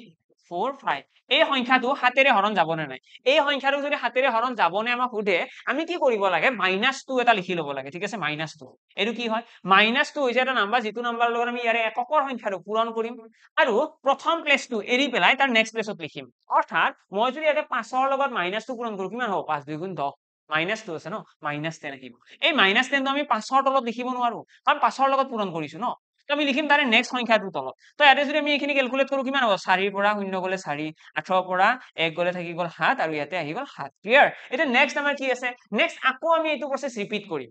ঠিক আছে আমি আকৌ এইটো প্ৰসেস ৰিপিট কৰিম এটা চোৱা 4 ৰ লগত যদি -2 পূৰণ কৰি দিও কি হ'ব 4 2 গুণ 8 আহি যাব অৰ্থাৎ -8 আহি গল যদি এইখিনি ক্যালকুলেট কৰি দিও আমাৰ 69 আহি যাব তো 69 এতে যিটো সংখ্যা পালো এইটো হাতেৰে হৰণ যাব জানো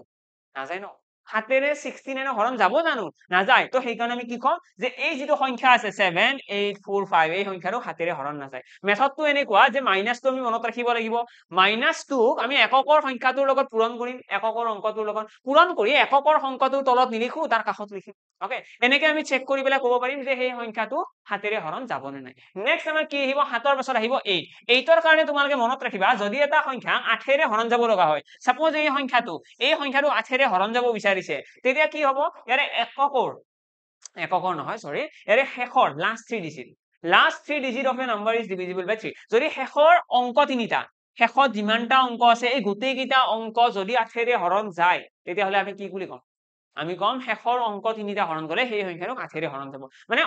সংখ্যা যিমানেই ডাঙৰ নহওক মই যদি ইয়াতে এটা সংখ্যা লিখিবলৈ আৰম্ভ কৰো কৰি পেলাই যদি ইয়াতে খতম কৰো ইমানে ডাঙৰ সংখ্যা হলেও আমি কি চেক কৰিম আমি অকল চেক কৰিম শেষৰ অংক তিনিটা ঠিক আছে শেষৰ অংক তিনিটা যদি 8ৰে হৰণ গৈছে আমি তেতিয়াহলে কম এই গোটেই সংখ্যাটো 8ৰে হৰণ যাব আদাৰৱাইজ কি কম নাযায় ওকে 8ৰ কাৰণে এইটো নেক্সট আমাৰ আহিব 9 9ৰ কাৰণে হৰণৰ নিয়মটো একদম সুকীয়া বহুত সহজ হয় 3ৰ নিচিনা 3 কি আছিলে 3ৰ ক্ষেত্ৰত আমাৰ ৰুলটো আছিলে যদি এটা সংখ্যাৰ অংক কেইটাৰ যোগফলক 3ৰে হৰণ যায় সেই সেম ৰুলটো ইয়াতে আহিব 9ৰে হৰণ যোৱাৰ কাৰণে যদি এটা সংখ্যাৰ অংক কেইটাৰ যোগফলক 9ৰে হৰণ যায় তেতিয়াহলে সেই সংখ্যাটো 9ৰে হৰণ যাব নেক্সট আমাৰ কি আহিব 9ৰ পাছত আমাৰ ডিভিজিবিলিটি ৰুল আহিব 10ৰ 10ৰ কাৰণে কি হয় 10ৰ কাৰণে মনত ৰাখিবা যদি এটা সংখ্যাৰ এককৰ ঘৰত ইউনিট প্লেসত যদি এটা সংখ্যাৰ ইউনিট প্লেসত যদি 0 আছে তেতিয়াহলে সেইটো 10ৰে হৰণ যাব ইউনিট প্লেসত 0 থাকিব লাগে ওকে নেক্সট আমি মনত ৰাখিম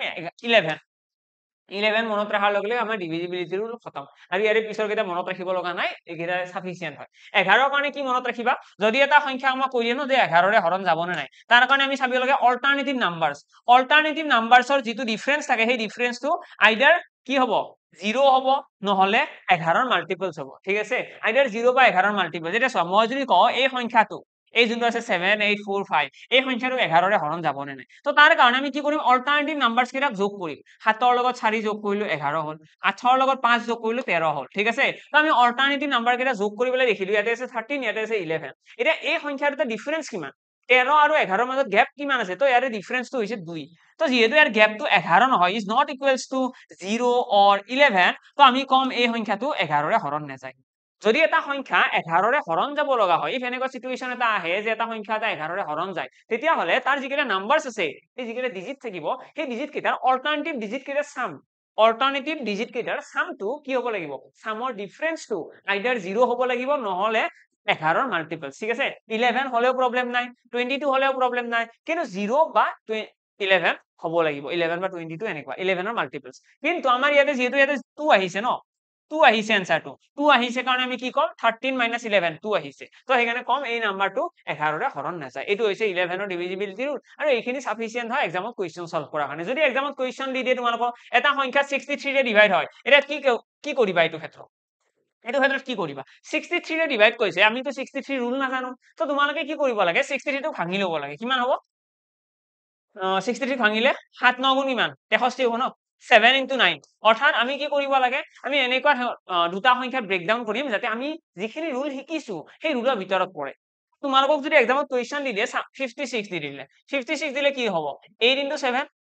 7 আমি কি কৰিব লাগে আমি যিকোনো এটা সংখ্যাক যদি আমাৰ এনেকুৱা সিচুৱেশন আহে যে ডিভিজিবিলিটি ৰুল ইউজ কৰিব লগা হৈছে ঠিক আছে ইউজ কৰিব লগা হৈছে আমি কিন্তু ডিভিজিবিলিটি ৰুল নাজানো এটা 63 শিকিছা জানো মইতো কোৱা নাই তো আমি কি কৰিম এই 63 টো দুটা সংখ্যাত ভাঙি দিম ওকে 7 into 9 দুটা সংখ্যাত ভাঙি দিম ভাঙি দি পেলাই সেই সংখ্যাৰ দুটাৰে হৰণ কৰিবলৈ চেষ্টা কৰিম যদি এটা সংখ্যা এটা 7 আৰু 9 এই দুইটাৰে হৰণ যায় তেতিয়াহলে আমি কম সেই সংখ্যাটো 63 ৰে হৰণ যাব ঠিক তেনেদৰে যেনেদৰে আমি কৈ আছিলো 6 ৰ 6 ডিভিজিবিলিটি ৰুলটো যেনেকুৱা সেই সেম মেথডত আমি কি কৰো ডাঙৰ ডাঙৰ সংখ্যাবিলাকৰ ডিভিজিবিলিটি ৰুল ক্ৰিয়েট কৰি লওঁ নিজৰ ফালৰ পৰা যদি তোমালোকে এনেকুৱা এটা সিচুৱেশন পোৱা যত আমাক কৈ আছে এটা সংখ্যা এটা ঠিক আছে এটা সংখ্যা এটা মই এক্সাম্পল দিলো 63 এই 63 ৰে হৰণ যায় নে নাই চেক কৰিব লাগে কেনেকৈ চেক কৰিম 63 ৰে হৰণ যাব যদিহে সেই সংখ্যাটো 7 আৰু 9 দুইটাৰে হৰণ যায় ক্লিয়াৰ সকলে বুজি পালা তো ইয়াতে মই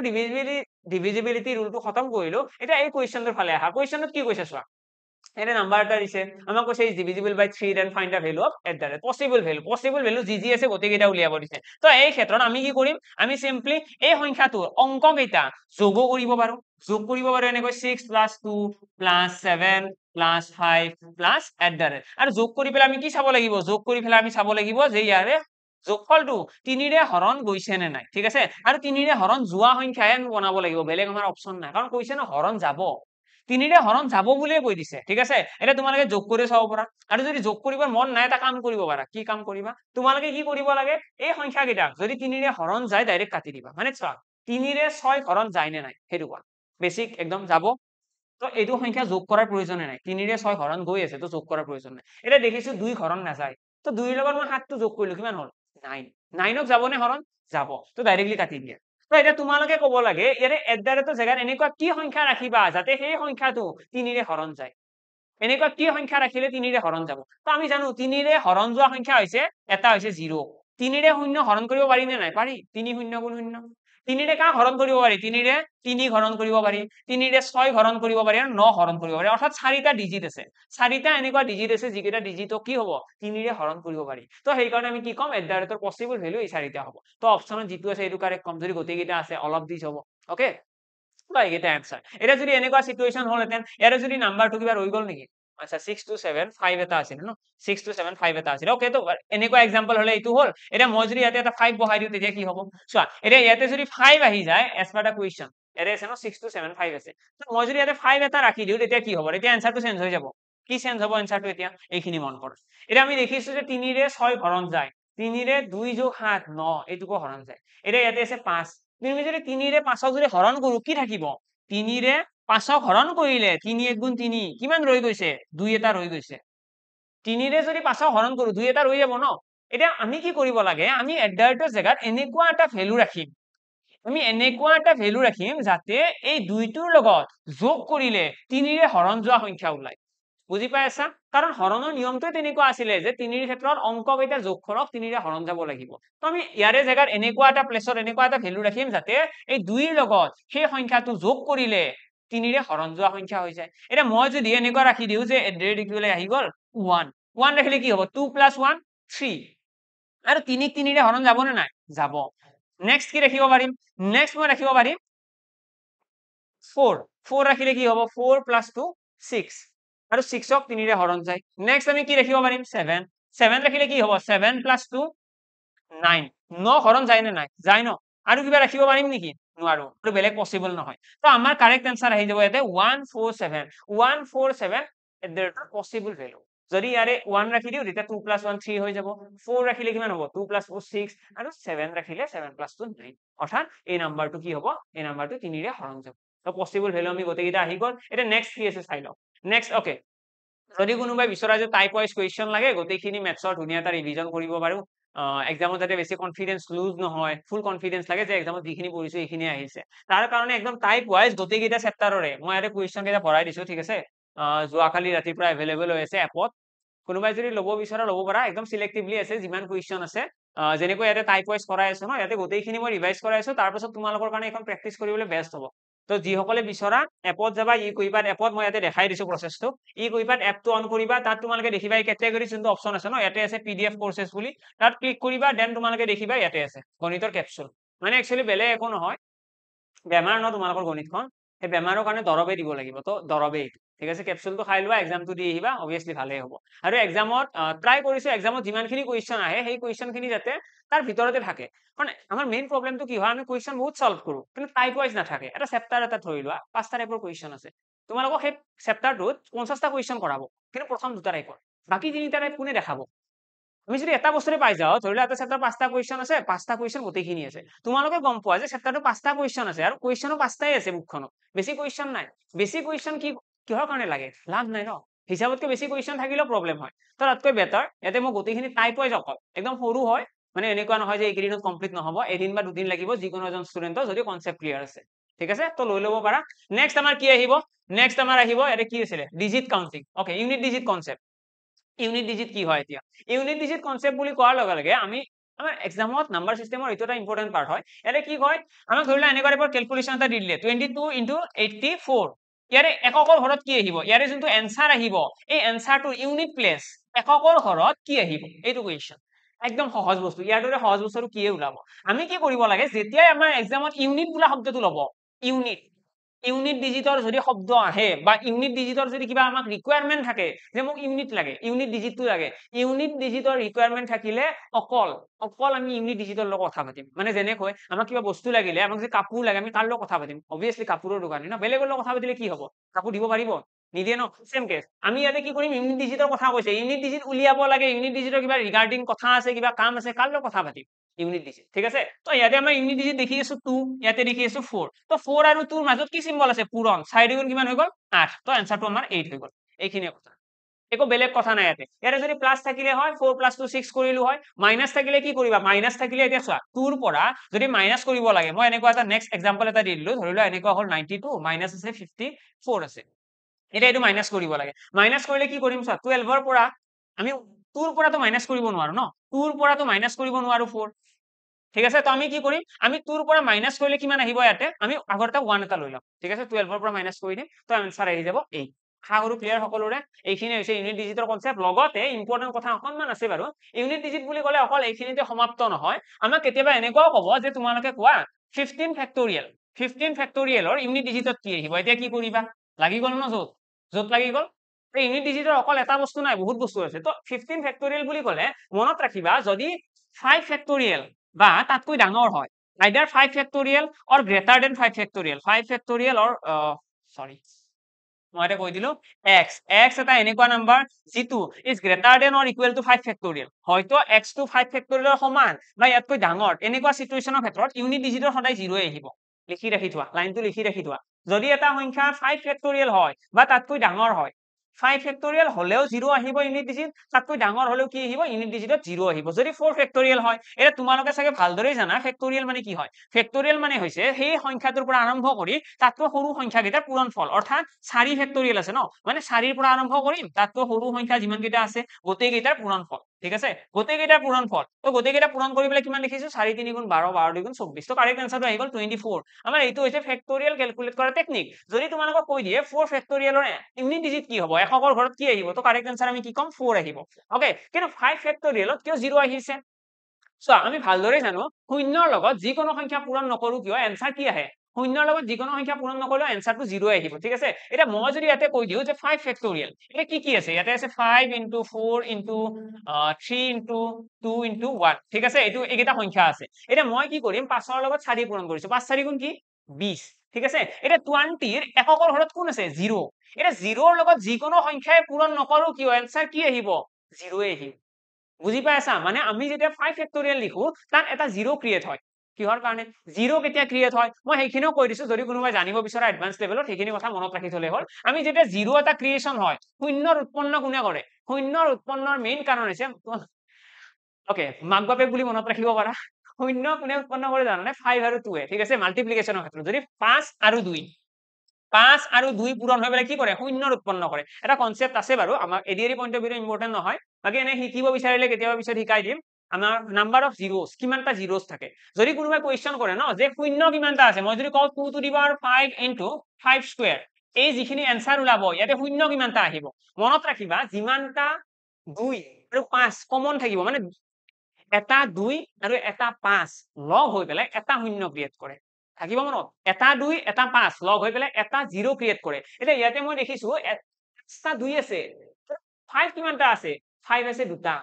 মই কলো যে 2 আৰু 5 লগ হৈ পেলাই হে শূন্য উৎপন্ন কৰে তো আমি কি কম যে 5 দুটা আছে আৰু 2ও ইয়াতে 5টা আছে বেছিকে আছে তো শূন্য দুটাহে উৎপন্ন হ'ব কিয় দুটা উৎপন্ন হ'ব কাৰণ পেয়াৰটো দুটাই আছে ন 2 and 5 ৰ পেয়াৰ লাগিব 2 আৰু 5 যিমানটা থাকে সিমানটা শূন্য মই যদি ইয়াতে কৈ দিও 2 to the power 19 ঠিক আছে ইনটু কৈ দিলো 5 to the power 60 এতিয়া ইয়াতে কিমানটা 0 আহিব তো ইয়াতেও 0 আহিব 19টা বুজি পাইছা মানে 2 আৰু 5 ৰ পেয়াৰ লাগিব এতিয়া 5 বেছিকৈ অকলে থাকি লাভ নাই অকলে 5 এটা শূন্য জন্ম দিব নোৱাৰে ঠিক আছে আমি কি কম 2 আৰু 5 দুইটা লগ হৈ পেলাইহে এটা শূন্য কি কৰিব উৎপন্ন কৰিব ওকে এইখিনি হৈছে নাম্বাৰ অফ জিৰোস কাউন্টিংৰ concept ADRE point of view ইমান বেছি ইম্পৰ্টেন্ট নহয় নেক্সট আমি ইউনিট ডিজিটৰ ফেক্টৰিয়েলটো গম পালো আৰু লগতে আমাৰ পাৱাৰৰ লগতে অকমান কোৱেশ্চন আহে ওকে তো পাৱাৰৰ কোৱেশ্চন আমি পিছত কেতিয়াবা ডিসকাশন কৰিম কিন্তু বহুত কম আহে ঠিক আছে এটা নেক্সট আমি আহিছো ইয়াতে কি আছে চোৱা এটা কি দেখি আছা হাউ মেনি ডিজিটস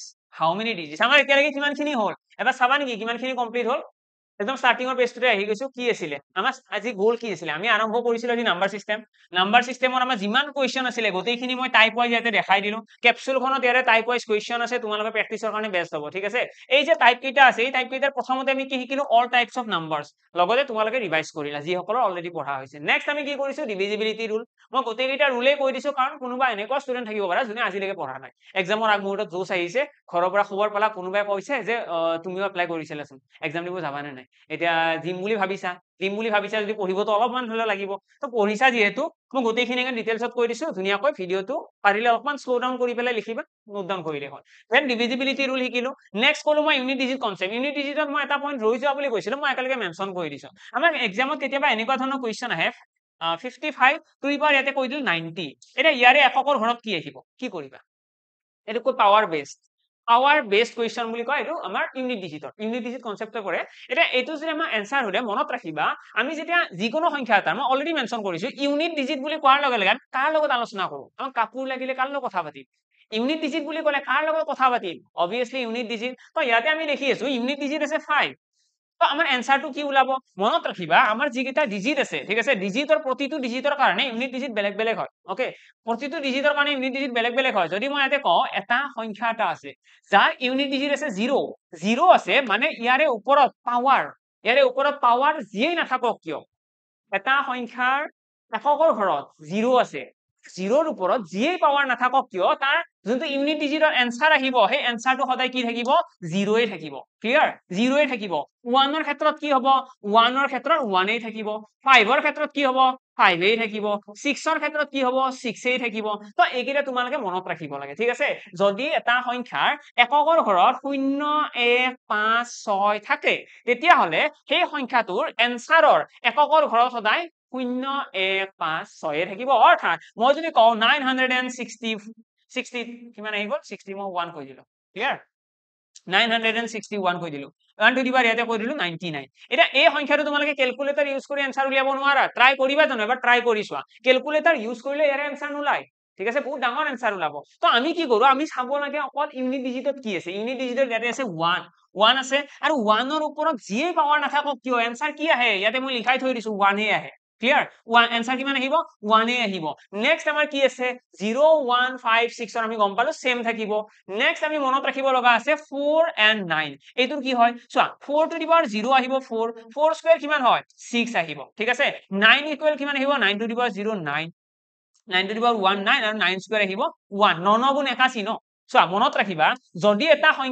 যদি এটা সংখ্যাৰ এককৰ ঘৰত 4 বা 6 থাকে 4 বা 9 ঠিক আছে যদি এটা সংখ্যাৰ এককৰ ঘৰত 4 বা 9 থাকে তেতিয়া কনসেপ্টটো অকনমান বেলেগ আমি চাব লাগে পাৱাৰ টু ইভেন নে অড আমি চাব লাগে পাৱাৰ টু ইভেন নাম্বাৰ নে অড নাম্বাৰ মই যদি ইয়াতে এটা কোৱেশ্চন দি দিও 654 টু দি পাৱাৰ ইয়াতে আছে 87 এতিয়া এই ক্ষেত্ৰত আমি কি চাম এককৰ ঘৰত কোন আছে 4 আছে বাকিখিনি বাদ দিয়া এইখিনি কাম নাই তাৰ ওপৰত কি আছে 87 আছে এটা 87 টো ইভেন নাম্বাৰ নে অড নাম্বাৰ এটা আমি দেখি আছো অড নাম্বাৰ যদি অড নাম্বাৰ হয় তেতিয়া হলে আনসাৰ আহিব 4 যদি ইভেন নাম্বাৰ হয় আনসাৰ আহিব 6 ঠিক আছে সেই সেম কনসেপ্টত মই যদি ইয়াতে 4 না ৰাখি পেলাই 9 ৰাখিলো হেতে 9 টু দি পাৱাৰ 87 তেতিয়াও আনসাৰটো সেম আমি কি কৰিম 9 আছে ন এককৰ ঘৰত আমি চেক কৰিম ওপৰত কি আছে ইভেন নাম্বাৰ নে অড নাম্বাৰ ইয়াতে দেখিছো অড নাম্বাৰ মানে আনসাৰ কি হ'ব 9 ইভেন নাম্বাৰ মানে আনসাৰ কি হ'ব 1 এটো কেনেকৈ ওলা সো আমি কি কৰিব লাগে যদি অড নাম্বাৰ থাকে আমি 87 ৰাখিব নালাগে আমি 9 টু দি পাৱাৰ 1 ৰাখিব লাগে ঠিক আছে 9 টু দি পাৱাৰ 1 যদি যুগ্ম সংখ্যা থাকে অৰ্থাৎ এনেকুৱা ধৰণৰ সিচুৱেচন আহি যায় 9 টু দি পাৱাৰ আছে 88 মানে 9 ৰ ওপৰত কি আছে ইভেন নাম্বাৰ থাকিলে আমি এইটো এনেকৈ লিখিব পাৰো ইভেন নাম্বাৰ আছে ন 9 স্কয়াৰ ইভেন নাম্বাৰ থাকিলে 2 লিখিবা অড নাম্বাৰ থাকিলে 1 লিখিবা এতিয়া অড নাম্বাৰ আছিলে 9 to the power 1 9 to the power 1 ৰ মিনিং কি ইয়াৰে মিনিংটো হৈছে ইয়াতে এটা 9 আছে আৰু এটা 9 মানে কি এককৰ ঘৰতো 9 আছে বেলেগ একো নাই যদি 9 স্কয়াৰ বুলি কওঁ ইয়াতে দুটা 9 আছে 9 * 9 9 গুণ কিমান 81 অৰ্থাৎ 81 ঠিক আছে ক্লিয়াৰ সকলোৰে আশা কৰো সকলোৱে বুজি পালা যে ইউনিট ডিজিট কেনেকৈ উলিয়াই যদিহে পাৱাৰ থাকে পাৱাৰৰ কাৰণে এইকেইটাটো চিন্তাই নাই 0 1 5 6 কিন্তু 4 আৰু 9 ৰ কাৰণে আমাৰ অকনমান কনসেপ্ট লাগিব কনসেপ্টটো কেনেকুৱা আমি এককৰ ঘৰত যিটো অংক আছে 4 আৰু 9 তাৰ পাৱাৰটো চেক কৰিম পাৱাৰটো ইভেন নাম্বাৰ নে অড নাম্বাৰ যদি ইভেন হয় ইভেন নাম্বাৰ হলে স্কয়াৰ ৰাখিবা অৰ্থাৎ ইয়াতে মই যদি অড নাম্বাৰ থাকে মই 4 টু দি পাৱাৰ 1 লিখিম যদি ইভেন নাম্বাৰ থাকে 4 স্কয়াৰ লিখিম 4 4 গুণ কিমান 4 স্কয়াৰ মানে 16 16 ৰ এককৰ ঘৰত কি থাকে 6 তো সেইকাৰণে কৈছো ইভেন নাম্বাৰ হলে 6 আহিব অড নাম্বাৰ হলে 4 এই থাকিব ক্লিয়াৰ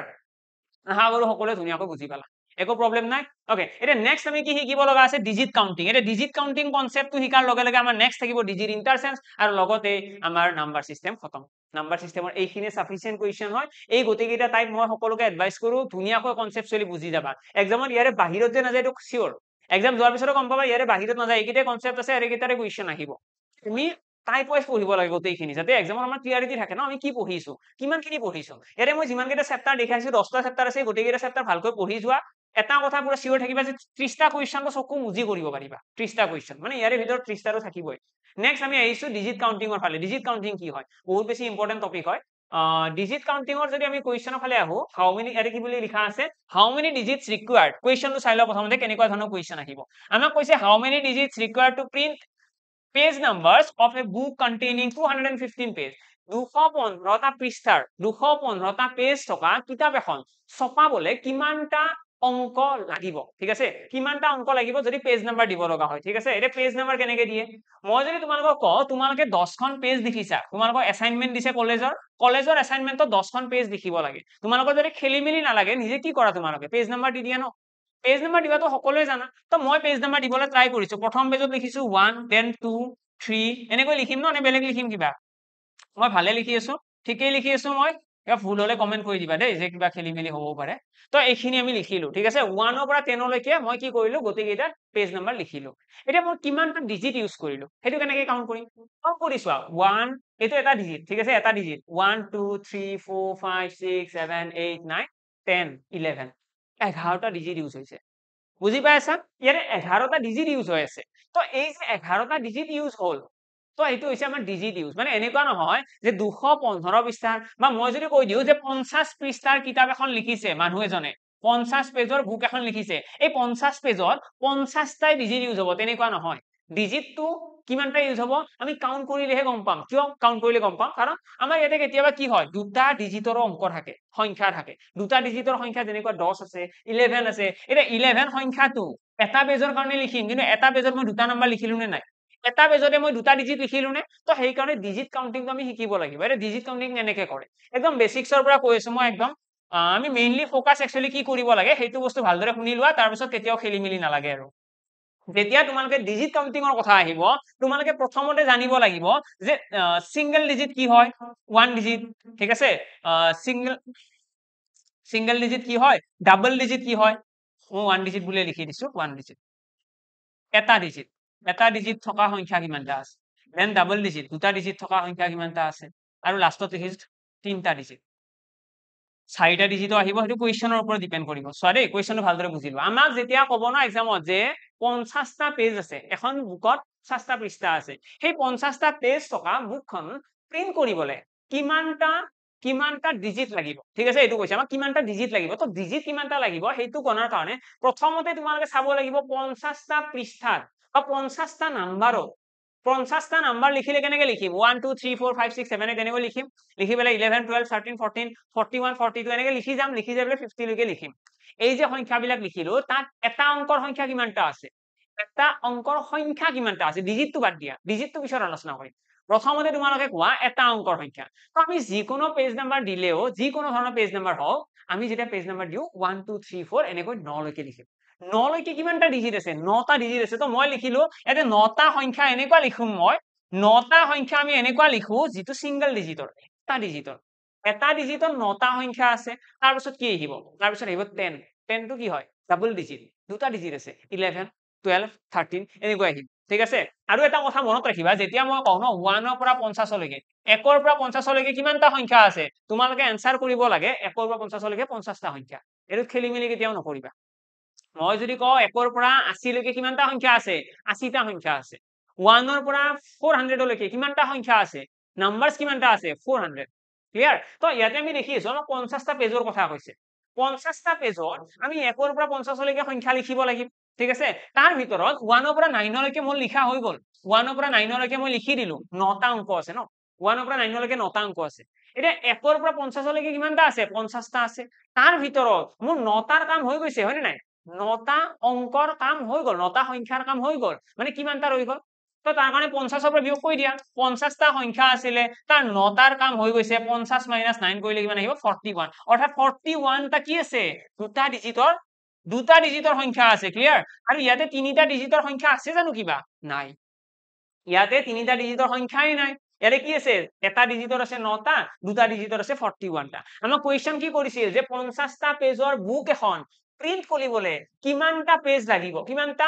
ডিজিট লাগিব কিমানটা ডিজিট ব্যৱহাৰ হ'ব তো এতিয়া নেক্সট আমাৰ স্টেপ কি লাগিব প্ৰথম স্টেপটো হৈছে যে এটা ডিজিটৰ কিমানটা সংখ্যা আছে দুটা ডিজিটৰ কিমানটা সংখ্যা আছে নেক্সট স্টেপটোত আমি এটা ডিজিটৰ সংখ্যাৰ লগত 1 পূৰণ কৰিম দুটা ডিজিটৰ সংখ্যাৰ লগত 2 পূৰণ কৰিম আৰু তিনিটা ডিজিটৰ সংখ্যাৰ লগত 3 পূৰণ কৰিম তেনেকুৱা ঠিক আছে এতিয়া যেনেকৈ ইয়াতে তিনিটা ডিজিট নাই এইটো লিখাৰো কথা নাহে তো নেক্সট আমি কি কৰিম ইয়াতে লিখিলো 9 ইয়াতে কিমান লিখিলো 82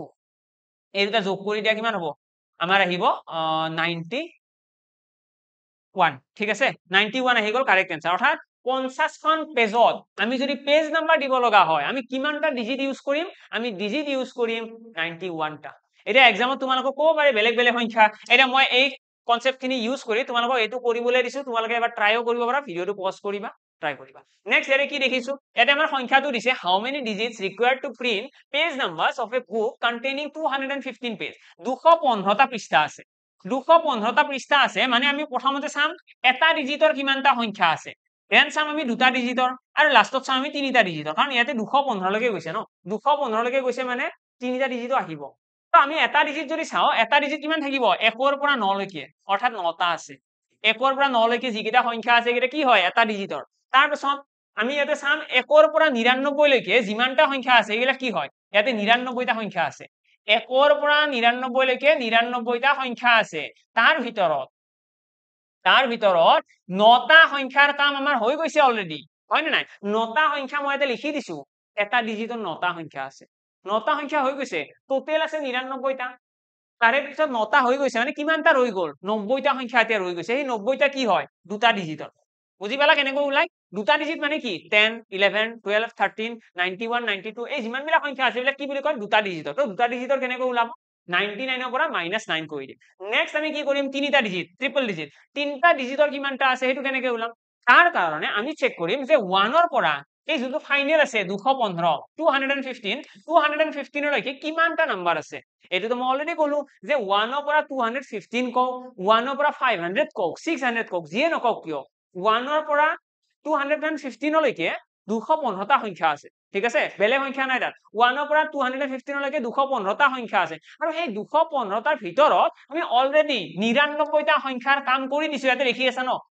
90টা সংখ্যা আছে দুটা ডিজিটৰ এটা ডিজিটৰ আছে 9টা মানে আলটিমেটলি 99টা কি আছে সংখ্যাৰ কাম হৈ গৈছে তো আমাৰ ৰৈ গ'ল কিমানটা তো তাৰ কাৰণে কি কৰিবা 215 ৰ পৰা 99টো বিয়োগ কৰি দিয়া কাম খতম কিমান আহিব 15 ৰ পৰা 9 গলে আহি গল 6 ইয়াতে আহি গল 20 ৰ পৰা 9 গলে 11 তো 116টা সংখ্যা আছে তো 116টা কি হয় 116টা তিনিটা অংকৰ সংখ্যা এতিয়া আমি 1 ডিজিটৰ সংখ্যাৰ লগত 1 পূৰণ কৰিম দুটা ডিজিটৰ সংখ্যাৰ লগত 2 পূৰণ কৰিম আৰু তিনিটা ডিজিটৰ সংখ্যাৰ লগত 3 পূৰণ কৰিম দ্যাটস ইট কৰি পেলাই গোটেইখিনি যোগ কৰি দিবা তোমালোকৰ কাৰেক্ট आंसर আহি যাব বুজি পালা সকলোৱে কেনেকৈ ওলাই ডিজিট কেইটা যে এটা ডিজিটৰ কিমানটা সংখ্যা আছে দুটা ডিজিটৰ কিমানটা আছে তিনিটা ডিজিটৰ কিমানটা আছে আৰু যদি ইয়াতে তোমালোকক শৰ্ট ট্ৰিক লাগে শৰ্ট ট্ৰিকৰ কাৰণে মই এটা শৰ্টস এটা বনাই দিম একদম ধুনীয়াকৈ চাই লবা শৰ্ট ট্ৰিক এটা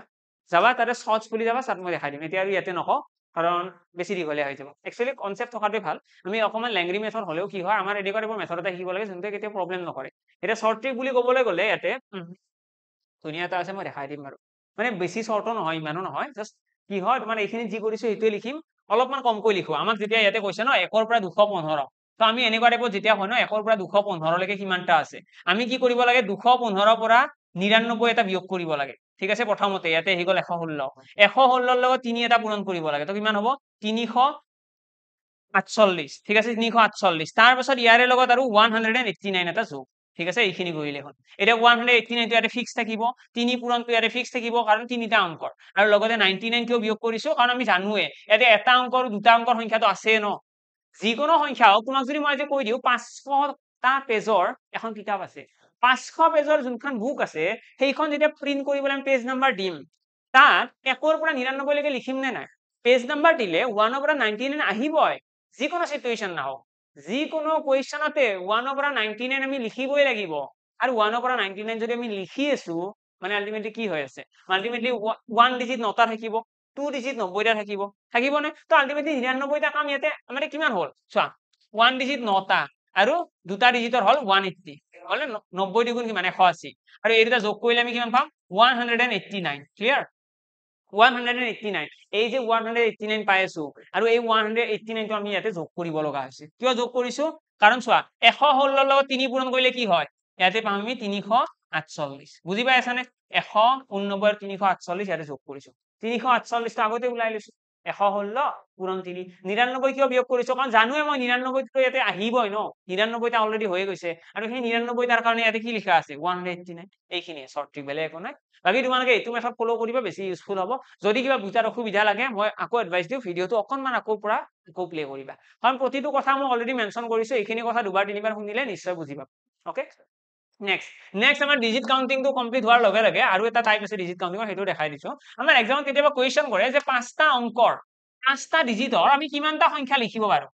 পাঁচটা ডিজিটৰ আমি কিমানটা সংখ্যা লিখিব পাৰো এটা কোৱেশ্চন কৰে মানে মই যেনেকে তোমালোকক কৈ আছিলো যে এটা অংকৰ আমাৰ কিমানটা সংখ্যা আছে এটা অংকৰ সংখ্যা আমি কিমানটা লিখিব পাৰো 9টা লিখিব পাৰো দুটা অংকৰ সংখ্যা কিমানটা লিখিব পাৰো 90টা লিখিব পাৰো তিনিটা অংকৰ কিমানটা লিখিব পাৰো 900টা লিখিব পাৰো তো আমাক যদি এক্সামত কোৱেশ্চন দিয়ে যে এটা অংকৰ সংখ্যা কিমানটা লিখিব পাৰো আমি কম 9 দুটা অংকৰ বুলি কলে 90 তিনিটা অংকৰ বুলি কলে 900 আৰু চাৰিটা অংকৰ বুলি কলে 9000 মানে আলটিমেটলি কথাটো কেনেকুৱা যেতিয়া তোমালোকৰ এক্সামত কোৱেশ্চন দিব যে পাঁচটা অংকৰ সংখ্যা কিমানটা আছে মনত ৰাখিবা এই যোনটো অংক বুলি কৈছে সেই অংকৰ পৰা 1 মাইনাস অংকৰ পৰা 1 মাইনাস পাঁচটা অংক কৈছে ন এটা মাইনাস কিমান থাকিল 5ৰ পৰা 1 গলে 4 অৰ্থাৎ 9ৰ পাছফালে 4টা শূন্য দ্যাটস ইট 9ৰ পাছফালে 4টা শূন্য 90000 90000টা এনেকুৱা সংখ্যা আছে যিকেইটা কি হয় যিকেইটা হৈছে পাঁচটা অংকৰ পাঁচটা অংকৰ মানে বুজি পালানে নাই যদি মই তোমালোকক কওঁ দুটা অংকৰ সংখ্যা 90টা আছে দুটা অংকৰ সংখ্যা কোনবিলাক 10 11 12 এইবিলাক হৈছে দুটা অংকৰ সংখ্যা বুজি পাইছা এনেকে গৈ গৈ পেলাই একদম ডাঙৰ দুটা অংকৰ সংখ্যা হৈছে 99 সকলোতকৈ ডাঙৰ দুটা অংকৰ সংখ্যা কি 99 ঠিক তেনেদৰে তিনিটা অংকৰো আহিব 100 আহিব তিনিটা অংকৰ 101 আহিব 102 আহিব ঠিক আছে এইটো আহিব আৰু ইয়াৰ পৰা আমি যাইছে কিমান লিখিব পাৰিম 999 এইটো হৈছে ডিজিট সকলোতকৈ ডাঙৰ নেক্সট আমাৰ ইয়াতে কি আহিব নেক্সট মই অকমান দেখাই দিছো নেক্সট আৰু কি আছে ওকে ডিজিট ইন্টাৰচেন্সৰ আগতে আৰু অকনমান কথা আছে মই এইখিনি ইয়াতে মেনশন কৰিছো নোট ডাউন কৰি যাবা দেই বস্তুবিলাক নহলে কিন্তু সব খেলি মেলি লাগিব ইয়াতে মই গোটেইকেইটা টাইপস কভাৰ কৰাই দিলো নাম্বাৰ সিস্টেম আৰু নেক্সট টাইম কতো পঢ়িব লগা নাই ইয়াৰে ক্লাসটো লাগিলে আজিৰ এই ক্লাসটো তোমালোকে 3বাৰ চোৱা 5বাৰ চোৱা 10বাৰ চোৱা হেতু তোমালোকৰ ওপৰত হ'ব কেৱল এটা কথা মনত ৰাখিবা বেলেগত গৈ পেলে বেছি ডাইভাৰ্ট নহবা এতে যিকেইটা টাইপ মই কভাৰ কৰিছো এই গোটেইকেইটা টাইপ যাতে তোমালোকে ধুনীয়াকৈ বুজি পোৱা যে সেইটোৱে টাৰ্গেট ৰাখা নেক্সট আৰু এটা ডিজিট কাউন্টিংৰ কি আছে আমাক কেতিয়াবা এনেকুৱা কোৱেশ্চন দিয়ে 1ৰ পৰা 100 লৈকে 5 অংকটো কিমান বাৰ আহিব যদি মই 1ৰ পৰা 100 লৈকে সংখ্যাবিলাক লিখো তেতিয়াহলে 5 যোনটো ডিজিট আছে 5 ডিজিটটো কিমান বাৰ লিখিব লাগিব এইটো কোৱেশ্চন কৰে 5 ডিজিটটো কিমান বাৰ লিখিব লাগিব তো ইয়াৰ কাৰণে মনত ৰাখিবা আমি যেতিয়া যিকোনো 100টা সংখ্যাৰ গ্যাপ থাকে যিকোনো 100টা সংখ্যাৰ গ্যাপ মানে কি বুজাইছো মই যদি তোমালোকক কৈ দিও 700ৰ পৰা এটা কৈলো সাপোজ 900 700ৰ পৰা 900 লৈকে 700ৰ পৰা 900 লৈকে কিমানটা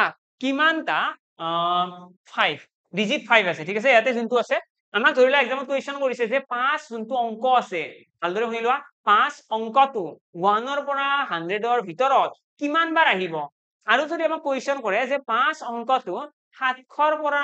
900ৰ ভিতৰত কিমান বাৰ আহিব এইটো কাউন্ট কৰাৰ কাৰণে আমাৰ কি কোৱা এপ্ৰোচটো থাকে আমাৰ যোনটো মেথড থাকে এই মেথডটো হৈছে প্ৰথমতে তোমালোকে চাব লাগিব ইউনিট ডিজিট ইউনিট প্লেছত কিমান বাৰ আছে 10 মানে আমাৰ এককৰ ঘৰত কিমান বাৰ আহিব নেক্সট আমি চাব লাগিব 10 প্লেস দশকৰ ঘৰত ঠিক আছে দশকৰ ঘৰত কিমান বাৰ আহিব নেক্সট আমি চাব লাগিব 100 প্লেস 100 প্লেসত কিমান বাৰ আহিব মানে শতকৰ ঘৰ ভাগৰো ক্লিয়াৰ আমি কি কৰিম আমাৰ যোনটো মেথড আছে এই মেথডটো আমাক কয় যে যিকোনো ডিজিট এটা ডিজিট এটা যদি যিকোনো কেইটামান সংখ্যা দি দিয়ে যে 700 পৰা 900 ভিতৰত 5 অংকটো কিমান বাৰ আহিব ঠিক আছে আমাক যদি এইটো কোৱেশ্চন কৰে 700 পৰা 900 ভিতৰত 5 অংকটো কিমান বাৰ আহিব আমি কি কৰিম আমি প্ৰথমতে চাম এককৰ ঘৰত কিমান বাৰ আহিব নেক্সট আমি চাম দশকৰ ঘৰত আৰু নেক্সট আমি চাম শতকৰ ঘৰত ক্লিয়াৰ এই এপ্ৰচটো মনত থাকিল তোমালোকে স্টেপ বাই স্টেপ মনত ৰাখিব লাগিব না যে কোনটো স্টেপত কি কৰিব লাগে ডিজিট কাউন্টিংৰ কোৱেশ্চন আহিলে আমি প্ৰথমতে এককৰ ঘৰটো কাউন্ট কৰিম নেক্সট আমি দশকৰ ঘৰ আৰু লাষ্টতে আমি শতকৰ ঘৰ আমি যদি ইয়াতে এককৰ ঘৰটো মন কৰো আমি দেখা পাম এককৰ ঘৰত 1 পৰা 100 লৈকে 1 পৰা 100 লৈকে প্ৰথমতে কৈছো তাৰপিছত এই এক্সাম্পলটোৰ ফালে আহি 1 পৰা 100 লৈকে যদি আমি এককৰ ঘৰত 5 অংকটো বিচাৰিব চেষ্টা কৰো তোমালোকে যদি সৰু ভাইটি আছে ঘৰত সৰু সৰু যদি কিতাপ আছে আগৰ নাম্বাৰছৰ বা গুগল কৰি লবা নাম্বাৰছ তাত চেক কৰিবা যে 5 অংকটো ক'ত আহে তো তোমালোকে মন কৰিলে দেখিবা আমি যেতিয়া 5 লিখিম তাৰ এককৰ ঘৰত কোন আছে 5 আছে নেক্সট আমি কি লিখিম 15 লিখিম নেক্সট 25 নেক্সট 35 তো এনেকৈ আমি যোনটো লিখিম 85 95 তো এনেকৈ লিখিম তো এই যিবিলাক লিখিছো মই ইয়াৰে এককৰ ঘৰত কোন আছে চোৱাচোন এককৰ ঘৰত 5 5 15 25 35 85 95 মানে এককৰ ঘৰত কি আছে 5 আছে এই যে এককৰ ঘৰত যে মই তোমালোকে 5 দেখি আছা ইয়াতে যে 5 টো দেখি আছা এককৰ ঘৰত এনেকৈ কিমানটা থাকিব তোমালোকে যদি চাই লোৱা গুগল কৰি পেলাই চাই ল'ব পাৰা এবাৰ তোমালোকে দেখিবা 10টা আছে আৰু এই বস্তুটো হৈছে আনচেঞ্জ কেতিয়াও পৰিৱৰ্তন নহয় তোমালোকে যিকোনো এটা অংকৰ কথা কোৱা 1 ৰ পৰা আৰম্ভ কৰি পেলাই 9 লৈকে যিমানটা নাম্বাৰ আছে যিমানটা ডিজিট আছে যিমানটা সংখ্যা আছে এই গোটেই কেইটা সংখ্যাই যিকোনো 100টা সংখ্যাৰ ভিতৰত 10টাই থাকিব যিকোনো 100 100টা সংখ্যাৰ ভিতৰত এককৰ ঘৰত যিকোনো এটা অংক 10 বাৰে আহিব যদি তোমালোকে 1 ৰ পৰা 100 লৈকে সংখ্যাবিলাক চোৱা তাত তোমালোকে দেখিবা 1 যিটো ডিজিট আছে 1 ডিজিটটো এককৰ ঘৰত 10 বাৰ আহিব ক্লিয়াৰ এককৰ ঘৰত 10 বাৰ আহিব দশকৰ ঘৰত কিমান বাৰ আহিব দশকৰ ঘৰতো 10 বাৰেই আহিব বুজি পাই আছা কি ক'ব বিচাৰিছো এককৰ ঘৰত সদায় কিমান বাৰ থাকিব 10 বাৰ থাকিব দশকৰ ঘৰত কেনেকৈ পাম এতিয়া চোৱা ইউনিট প্লেসটো আমি গম পালো যে এককৰ ঘৰত আমাৰ কি থাকে ইউনিট প্লেসৰ সদায় 10 বাৰ থাকিব 1 ৰ পৰা 1 ৰ ভিতৰত তাৰ পাছত আমি চাম দশকৰ ঘৰত অৰ্থাৎ 10 প্লেসটো কোনটো 10 প্লেসটো হৈছে এইটো 50 51 52 53 তো এনেকৈ গৈ পেলাই 58 57 ঠিক আছে 59 এইটো লৈকে ঠিক আছে নে তো চোৱা ইয়াতে যদি তোমালোকে মন কৰা যোনটো দশকৰ ঘৰ এইটো একক দশক 10 প্লেসৰ আমি কিমানটা দেখি আছো 1 2 3 4 এনেকৈ কাউন্ট কৰিলে তোমালোকে দেখিবা ইয়াতেও 10টা থাকে মই লিখা নাই বাৰু গোটেইকেইটা তোমালোকে সাৰ্চ কৰি ললে হ'ল ঠিক আছে এবাৰ প্ৰেক্টিকেলি চাই ল'বা মনত থকা ইজি হয় তো ইয়াতে আমি দেখিলো যে 5 অংকটো দশকৰ ঘৰতো কিমান বাৰ থাকিব 10 বাৰে থাকিব ঠিক আছে আৰু লাষ্টত আমি চাম শতকৰ ঘৰ যদিহে আছে ৰিকুৱাৰমেন্ট আছে এতিয়া ইয়াতে চাইছো 1 ৰ পৰা 100 লৈকে শতক তিনিটা অংক কোনটো সংখ্যাত আছে অকল 100তে আছে ন মই যদি 99 ৰ কথা কওঁ 99 সংখ্যাটোত কি আছে এটা আছে একক এটা আছে দশক ইউনিট প্লেস আৰু 10 প্লেস এটা 100 প্লেস নাই তো সেইকাৰণে 100 প্লেসৰ কথা নাহে কিন্তু ইয়াতে যদি মই লাষ্টৰ সংখ্যাটো চাওঁ ইয়াতে 100 প্লেস আছে আৰু 100 প্লেসৰ কোন আছে 1 আছে তো 1 যদি আমাক সুধে ন যে এককৰ 1 ৰ পৰা 1 ৰ ভিতৰত from starting to 1 to 100 ঠিক আছে 1 ৰ পৰা 1 ৰ ভিতৰত 1 যিটো ডিজিট আছে 1 ডিজিটটো কিমান বাৰ আহে এইটো যদি কোৱেশ্চন কৰে তেতিয়া হলে আমি কি কম এই যোনটো 100 প্লেস আছে তাত এবাৰ আহিব বুজি পাইছা এবাৰ আহিব 100 প্লেসত কাৰণ 1 টো ইয়াতে দেখি আছো ন বাকি 99 লৈকে কি আছে 99 লৈকে প্লেসই নাই 100 প্লেসটো নাই ওকে ক্লিয়াৰ এতিয়া আমাৰ এপ্ৰচটো হৈছে প্ৰথম কাম হৈছে ইউনিট ডিজিটত কিমান বাৰ আহিব ইউনিট প্লেসত নেক্সট আমি চাম 10 প্লেসত কিমান বাৰ আহিব নেক্সট আমি চাম 100 প্লেস আৰু তাৰ পিছত লাগিলে আমি 1000 চাম আৰু এনেকৈ চাই যাই থাকিম যিমানলৈকে পসিবল হয় ঠিক আছে একক দশক শতক হাজাৰ এনেকৈ যাই থাকিম এক্সামত জেনেৰেলি 100 প্লেসলৈকে দিয়ে তাতকৈ ওপৰত নিদিয়ে ওকে এতিয়া আমি গম পালো যে এককৰ ঘৰত কি থাকিব 5 বাৰ 10 বাৰ থাকিব দশকৰ ঘৰত 10 বাৰ থাকিব এতিয়া এইটো কেতিয়া চেঞ্জ হয় নেকি এইটো চেঞ্জ হ'ব নেকি এতিয়া সেইটো জানিব মন আছে এইটো চেঞ্জ কেতিয়াও নহয় এটা চেঞ্জ নহয় মানে কি মই যদি কওঁ যে 700 পৰা 900 ৰ ভিতৰত 5 অংকটো কিমান বাৰ আহিব এই ক্ষেত্ৰত আমি বহুত বেছি কনফিউজ হোৱাৰ প্ৰয়োজন নাই আমি কি কৰিম 700 ৰ পৰা প্ৰথমতে 800 চাম প্ৰথমতে 700 ৰ পৰা 800 চাম 800 ৰ পৰাহে 900 চাম আমি মানে ডাইৰেক্টলি কি কৰো 700 ৰ পৰা 900 লৈকে নাহো তো যদি আমি 700 ৰ পৰা যদি 800 লৈকে চাও ইয়াতে আমাৰ কিমানটা থাকিব এককৰ ঘৰত ইয়াতেও 10টাই থাকিব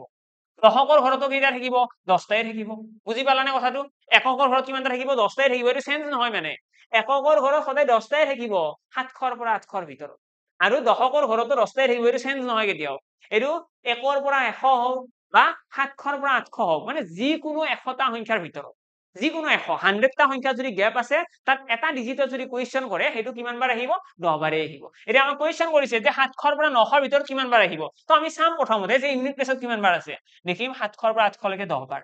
800 ৰ পৰা 900 লৈকে আকৌ 10 বাৰ ঠিক তেনেদৰে 10th প্লেছত 700ৰ পৰা 800 লৈকে 10 বাৰ 800 পৰা 900 লৈকে 10 বাৰ ক্লিয়াৰ এতিয়া নেক্সট আমি চাব লাগিব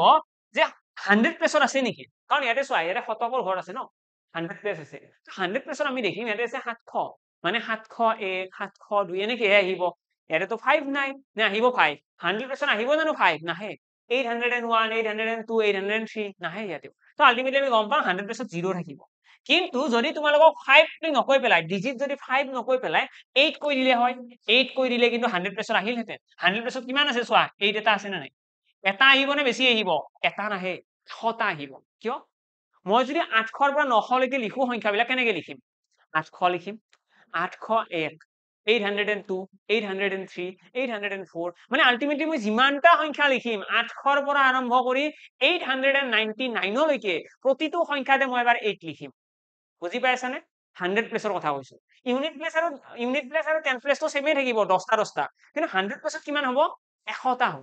ক্লিয়াৰ যদি 8 বুলি আমাক ক'লে হয় 8 মই 100টা লিখিলো হয় কিন্তু ইয়াতে যেটো 5 কৈছে মই ইয়াতে কি লিখিম 0 কাৰণ ইয়াতে 100 প্লেছত 5 নাই ইয়াতে যদি 500ৰ পৰা 600 কৈ দিয়ে তেতিয়াহলে 5 লিখিব লাগিব এতিয়া আমাক কৈছে ইয়াতে 5 কৈছে আমাক ইয়াতে 700 to 900 কৈছে তো আমি ইয়াতে 100 প্লাস 0 ৰাখিলো ফাইনালি কিমান হৈ গ'ল 20 plus 20 40 তো ফাইনাল আনসারটো আমাৰ আহি গ'ল 40 মানে 700ৰ পৰা 900 লৈকে 5 অংকটো কিমান বাৰ আহিব 5 অংকটো আহিব 40 বাৰ যদি 8 অংকটো বুলি কয় ডিজিট 8 তেতিয়া হলে আনসাৰ আহিব 140 কিয় কাৰণ ইয়াতে এটা 100টা সংখ্যা আহিব 100 প্লাস ঠিক আছে ইয়াতে 100 প্লাসত 100টা সংখ্যা আহিব আশা কৰো ক্লিয়াৰ সকলোৰে বুজি পালা তো এইটো হৈছে আমাৰ ডিজিট কাউন্টিংৰ লাষ্ট কনসেপ্ট আৰু বেলেগ নাই তাৰ পাছত আমাৰ আহিব ডিজিট ইন্টাৰচেঞ্জৰ কনসেপ্ট আৰু এইটো শিকি যোৱাৰ লগে লগে আমি ফাইনালি ক'ব পাৰিম যে আমি all types of question cover কৰি দিলো নাম্বাৰ সিস্টেমৰ okay so আহিছো ডাইৰেক্টলি এনে কি কৈছে চোৱা if we interchange the digit of a two digit number then the resulting new number is 27 more than the original number and if sum of the digit is 7 then find the original number মই বেছি সময় নলওঁ directly আনসাৰটো কম অকমান বুজাই দিছো কোৱেশ্চনটো কি হয় কোৱেশ্চনটো কৈছে দুটা অংকৰ সংখ্যা এটা আছে এটো কি হয় কেনেকুৱা ধৰণৰ কোৱেশ্চন হয় তাৰে আগতে অকমান আন্ডাৰষ্টেণ্ডিং বুজি লওক ডিজিট ইন্টাৰচেঞ্জ চোৱা আমাক কব দুটা অংকৰ সংখ্যা ৰে দুটা অংকৰ সংখ্যা তোমালোকে মই এক্সাম্পল দিয়া মই এক্সাম্পল লৈ ললো ঠিক আছে 54 এটা তোমালোকে নিজৰ ফালৰ পৰা এক্সাম্পল লৈ লোৱা সকলোৱে নিজৰ ফালৰ পৰা এটা এটা এক্সাম্পল লৈ লোৱা ট্ৰাই কৰি যাবা 54 এটা এক্সাম্পল ললো এটা কি আছে দুটা ডিজিট আছে ন তোমালোকে দুটা ডিজিটৰ ল'বা ডাবল ডিজিটৰ ট্ৰাই কৰিবা ভাল নাম্বাৰ এটা লোৱা এইবিলাক নকৰিবা আৰু নাটক কৰিবৰ কাৰণে কাৰণ নাটক কৰিবলৈ সময় নাই 22 লৈ ললো বোলে এটো উল্টাই দিলে একেই থাকিব এইবিলাক নকৰিবা ভাল সংখ্যা এটা ল'বা যাতে উল্টাব পাৰি ওকে তো আমি কি কৰিছিলো 54 ক যদি আমি ডিজিট কেইটা ইন্টাৰচেঞ্জ কৰি দিও কিমান হ'ব 45 এইখিনি লৈকে সকলোৰে আন্ডাৰষ্টেণ্ডিং আছে বুলি মই বুজিছো আশা কৰিছো যে 54 যদি অংক কেইটা ঘূৰাই দিও উল্টা কৰি দিও কিমান হ'ব 45 হ'ব এতিয়া মই নেক্সট কি কৰিছো 54 আৰু 45 সংখ্যাৰ এটা ডিফাৰেন্সটো চাইছো ডিফাৰেন্স কিমান আছে চোৱা সংখ্যাৰ এটা ডিফাৰেন্স কিমান আছে চোৱাচোন ডিফাৰেন্স কিমান আছে ডিফাৰেন্স যদি চাও 54 minus 45 কইলে কিমান আহিব 9 আহিছে নে নাই সকলোৰে 9 আহিছে তোমালোকেও নিজে এটা এক্সাম্পল লৈ লোৱা নিজে এক্সাম্পল লৈ লোৱা কিবা এটা আনসাৰ আহিব মই কোৱা নাই যে এইটোৱে লবা তোমালোকৰ হিচাপত নিজে কিবা এটা লৈ লোৱা তোমালোকৰো কিবা এটা এক্সাম্পল আহিছে কিবা এটা আহিছে ন হেতু লিখি ৰাখা লগতে মই কৈছো সাম উলাই লোৱা মানে যোগফল এই সংখ্যাৰ এটা যোগফল কিমান আহিছে 54 plus 45 50 40 90 99 আহিছে তোমালোকৰো কিবা আনসাৰ আহিছে কোনো কথা কতি একো কৰিব নালাগে তোমালোকক যেনেকৈ কৈছো তোমালোকে এক্সাম্পল লৈ যোৱা এটা নিজৰ ফালৰ পৰা এক্সাম্পল লোৱা তাক ডিজিট ইন্টাৰচেঞ্জ কৰা যদি তোমালোকে এনেকুৱা লৈছা যে ইয়াতে লৈ ললো মই 29 এতিয়ালে এইটো আহিব 92 এতিয়ালে 92 ৰ পৰা এইটো বিয়োগ কৰিবা মানে ডাঙৰৰ পৰা সৰুটো বিয়োগ এনেকুৱা নহয় যে এইটোৰ পৰা বিয়োগ আৰু যোগ কৰিলেও দুইটা যোগ কৰিবা এইখিনি কাম কৰিবা তো তোমালোকে ইয়াতে সাগে ডিফাৰেন্স আৰু সামটো উলাই ললা এটা নেক্সট তোমালোকে কি কৰিবা তোমালোকে যোনটো ডিফাৰেন্স আছে পাৰ্থক্য এইটো নৰ গুণিতকত ভাঙি দিয়াচোন 9 পূৰণ এনেকে কিবা এটা ভাঙি দিয়া 9 পূৰণ কিবা এটা ভাঙি দিয়াচোন পাৰিবা ন 9 পূৰণ 9 কিমান নম্বৰ গুণিতক হেতু ভাঙি দিয়া 9 into দিবা যদি তোমালোকৰ ইয়াতে যদি 27 আহিছে লিখিবা 9 into 3 যদি ইয়াতে 45 আছে 9 into 5 লিখিবা ঠিক আছে আৰু নেক্সট যোনটো যোগফল আহিছে ইয়াক লিখিবা 11 into something মোৰ ইয়াতে আহিব 11 into 9 তোমালোকৰো কিবা আহিব তোমালোকৰ ইয়াতে 88 থাকিব পাৰে 77 থাকিব পাৰে আহিছে নে কিবা এটা যিয়ে নাও হেতু লিখি ৰাখা ক্লিয়াৰ তো মই কি কৰিলো যোনটো ডিফাৰেন্স আছে পাৰ্থক্য হেতু 9 গুণিতকত লিখিছো আৰু যোগফলটো কি লিখিছো 11 গুণিতকত এটা কোইনসিডেন্টটো তোমালোকে মন কৰা কোইনসিডেন্ট এটা হৈ আছে মই যেনেকে তোমালোকক 9 গুণিতকত ভাঙিব দিলো বা 11 গুণিতকত সকলোৰে কিয় এনেকৈ মিলি গৈছে ন মানে ইয়াৰ পৰা আমি বুজি পালো যে যদি দুটা সংখ্যাৰ অংক দুটাৰ স্থান সাল সলনি কৰা হয় ডিজিটৰ প্লেচ যদি ইন্টাৰচেঞ্জ কৰা হয় তেতিয়াহ'লে যোনটো ডিফাৰেন্স থাকে সেই ডিফাৰেন্সটো কি হয় ডিফাৰেন্সটো সদায় নৰ মাল্টিপলস হয় ডিফাৰেন্সটো নৰ মাল্টিপল নৰ গুণিতক আৰু যোনটো যোগফল আছে সামটো কিহৰ গুণিতক সেইটো হৈছে 11 ৰ মাল্টিপল ক্লিয়াৰ 11 ৰ মাল্টিপল এটা কথাটো হ'ল আমি বুজি পালো যে এইটো নর গুণিতক আৰু 11 গুণিতক এই 9 টো কি হয় এই 1 টো কি হয় সেইটোতে বুজিব লাগে এৰে 1 টো কি হয় 9 টো কি হয় মানে এইটো কি হয় এইটো আছিল ডিফারেন্স এইটো ডিফারেন্স মানে হৈছে ডিজিট দুটা ডিফারেন্স বুজি পালানে যেহেতুকে এইটো ডিফারেন্স আছিল মানে ডিজিট দুটা ডিফারেন্সও চাব লাগিব ন 5 ৰ পৰা 4 গলে কি থাকে 1 5 ৰ পৰা 4 গলে 1 ঠিক তেনেদৰে ইয়াতে কি আছে চোৱা নেক্সট আমাৰ এইটো কৈছিলে সাম মানে যোগফল তো 5 যোগ 4 কিমান 9 আহিছে 5 + 4 9 এটা তোমালোকে টেস্ট কৰা তোমালোকে যেটো সংখ্যা লৈ লৈছা তাৰ ডিফাৰেন্সটো এইটোৰ লগত মিলি গৈছে না নাই মিলি গৈছে আৰু তাৰ যোনটো যোগফল আছে সেইটো ইয়াৰ লগত মিলি গৈছে আশা কৰো মিলি গৈছে সকলোৰে তো এই কনসেপ্ট খিনি আমি ইউজ কৰিব লাগে আমি এই কনসেপ্ট খিনি ইউজ কৰিম আশা কৰো ক্লিয়াৰ সকলোৰে ওকে নেক্সট কোৱেশ্চন হলে আহিছে এইটো কোৱেশ্চন চোৱা দিয়া এৰে আমাক কৈছে ইফ উই ইন্টাৰচেঞ্জ আমাক কৈছে কিবা এটা ডিজিট এটা আছে ঠিক আছে x y ইয়াৰে আমি ডিজিট কেইটা ইন্টাৰচেঞ্জ কৰিম ঠিক আছে টু ডিজিট নাম্বাৰ দেন দা ৰিজাল্টিং নাম্বাৰ আছে আমি যদি ইন্টাৰচেঞ্জ কৰি দিও কি হ'ব y x হৈ যাব ক্লিয়াৰ x y পৰা কি হৈ গল y x হৈ গল নেক্সট কি আছে চোৱা এতিয়া নেক্সট আমাক কৈছে দা ৰিজাল্টিং নিউ নাম্বাৰ আমাক কৈছে যোনটো ৰিজাল্টিং নিউ নাম্বাৰ আছে নতুন নাম্বাৰ সেই নতুন নাম্বাৰটো 27 বেছি মানে নতুন সংখ্যাটো ডাঙৰ এইটো যদি অৰিজিন হয় নতুন সংখ্যাটো কি ডাঙৰ আমাক কৈছে যে এটা সংখ্যা এটা আছিল তাৰ অংক কেইটা সাল সলনি কৰিলো মানে xy টো yx লিখিছে আৰু লিখাৰ লগে লগে কি হৈ গৈছে নতুন সংখ্যাটো 27 ডাঙৰ 27 ডাঙৰ এটা 27 ডাঙৰ মানে কি হতৰ মাজত ডিফাৰেন্স কিমান 27 ডিফাৰেন্স কিমান 27 এটা 27 ডিফাৰেন্স মানে এইটো আমি কি কৰিব পাৰিম এই কনসেপ্টটো লগোৱা ডিফাৰেন্স যদি 27 হয় নৰ গুণিত হ'ব নে নাই নৰটো গুণিত হ'বই লাগিব ডিফাৰেন্সটো কি হয় সদায় নর গুণিত তো আমি যদি এটা কনসেপ্টটো লগাই দিও কি হ'ব 9 * 3 নর গুণিত হ'ব লাগিব ন এটা এই তিনিটো কি হয় এই তিনিটো হৈছে এই ডিজিট দুটাৰ মাজত ডিফাৰেন্স হয় না নাই ডিজিট দুটাৰ মাজত ডিফাৰেন্স আহিব সংখ্যা দুটাৰ অংক দুটাৰ মাজত ডিফাৰেন্স কিমান 5 - 4 1 আৰু 5 + 4 9 হয় না ডিজিট দুটাৰ মাজত ডিফাৰেন্স কিমান আহিছে ইয়াতে আহিছে 3 ক্লিয়াৰ ডিজিট দুটাৰ মাজত ডিফাৰেন্স আহিব 3 তে আমি চেক কৰিব লাগে অপচনত যিকেইটা আছে অপচনত আমাৰ যিকেইটা আছে সেই অপচন কেইটাত কোনটো অপচনত অংক দুটাৰ মাজৰ ডিফাৰেন্স 3 হয় আমি সেইটো চাব লাগে আশা কৰো বুজি পালা মই বুজাই দি আছো গোটেইখিনি নেক্সট আমাক কি কৈছে চোৱা দেন কৈছে then the original number and if sum of the digit আমাৰ অংক দুটাৰ যোগফলটো দিয়া আছে আমাৰ অংক দুটাৰ ডিফাৰেন্সটো আমি গম পাই গলো 3 অংক দুটাৰ যোগফল কিমান সাম অফ দা ডিজিট 7 অংক দুটাৰ যোগফল হৈছে 7 এটা তোমালোকে মোক কোৱা এনেকুৱা কিমানটা সংখ্যা আছে যিকেইটা সংখ্যাৰ অংক দুটাৰ পাৰ্থক্য 3 ততে তোমালোকে ক'ব পাৰিবা 96 কিয় লিখিলো 96 9 পৰা 6 গলে কি থাকে 3 থাকে ডিফাৰেন্স নহয় এইটো ডিফাৰেন্সৰ সমান হ'ব 3 টো 9 পৰা 6 গলে 3 থাকে ঠিক তেনেদৰে আৰু কি হ'ব 85 74 63 ক্লিয়াৰ ঠিকে আছে তাৰপিছত কি আহিব 52 নেক্সট আমি ইয়াতে লিখিলো 52 তাৰপিছত কিমান আহিব 41 ঠিক আছে আৰু কিবা আহিব নেকি 41 ৰ পিছত 30 আহিছে 30 তো চোৱা মই ইয়াতে কেইটামান সংখ্যা লিখিছো এটা কেনেকে লিখিছো চোৱা প্ৰথমতে লিখিছো 9 প্ৰথমতে মই 9 লিখি লৈছো 9 লিখি পেলাই মই ইয়াৰ কাষত এনেকুৱা এটা সংখ্যা ৰাখিছো যাতে ইহঁতৰ পাৰ্থক্যটো 3 আহে তো 9 ৰ কাষত কি ৰাখিম 6 লিখিছো তাৰপিছত 9 টো কমাই পেলাই 8 লিখিলো 6 টো কমাই দিছো তো 8 ৰ পৰা 5 গলে কিমান 3 7 ৰ পৰা 4 গলে কিমান 3 6 ৰ পৰা 3 গলে 3 5 ৰ পৰা 2 গলে 3 4 ৰ পৰা 1 গলে 3 3 ৰ পৰা 0 গলে 3 এটা তোমালোকে নকবা আৰু 69 ও হ'ব 69 এইটো তো একেই হয় ন 96 69 একেই হয় তো এখানে মই এইটো লিখা নাই ঠিক আছে 74 47 একেই হয় সেইকাৰণে মই লিখা নাই আশা কৰো বুজি পাই আছা ঠিক আছে এটা আমাক চোৱা আমি যেতিয়া আমাক কৈছে ন ডিফাৰেন্সটো আমি ডিফাৰেন্সটো গম পালো 27 লগে লগে আমি কি কৰিছো 9 পূৰণ 3 ক্লিয়াৰ 9 পূৰণ 3 আমি গম পালো যে অংক দুটাৰ যোনটো পাৰ্থক্য থাকিব সেইটো কি হ'ব সেই পাৰ্থক্যটো হ'ব 3 এটা আমি কেনেকে কম এই গোটেই কেইটাৰ ভিতৰত এনসাৰ কি হ'ব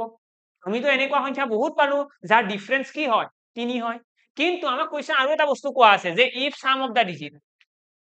অংক কেইটাৰ যোগফল যদি 7 হয় অংক কেইটাৰ যোগফল 7 ইয়াৰে মিনিংটো কি এইকেইটা যোগ কৰিলে 7 হ'ব লাগিব 9 + 6 কিমান 15 মানে এইটো ৰং ঠিক আছে কিমান 13 ভুল 7 4 11 ভুল 6 3 9 ভুল আমাক কিমান লাগে আমাক লাগে 7 অংকৰ যোগফল 7 হ'ব লাগিব 5 + 2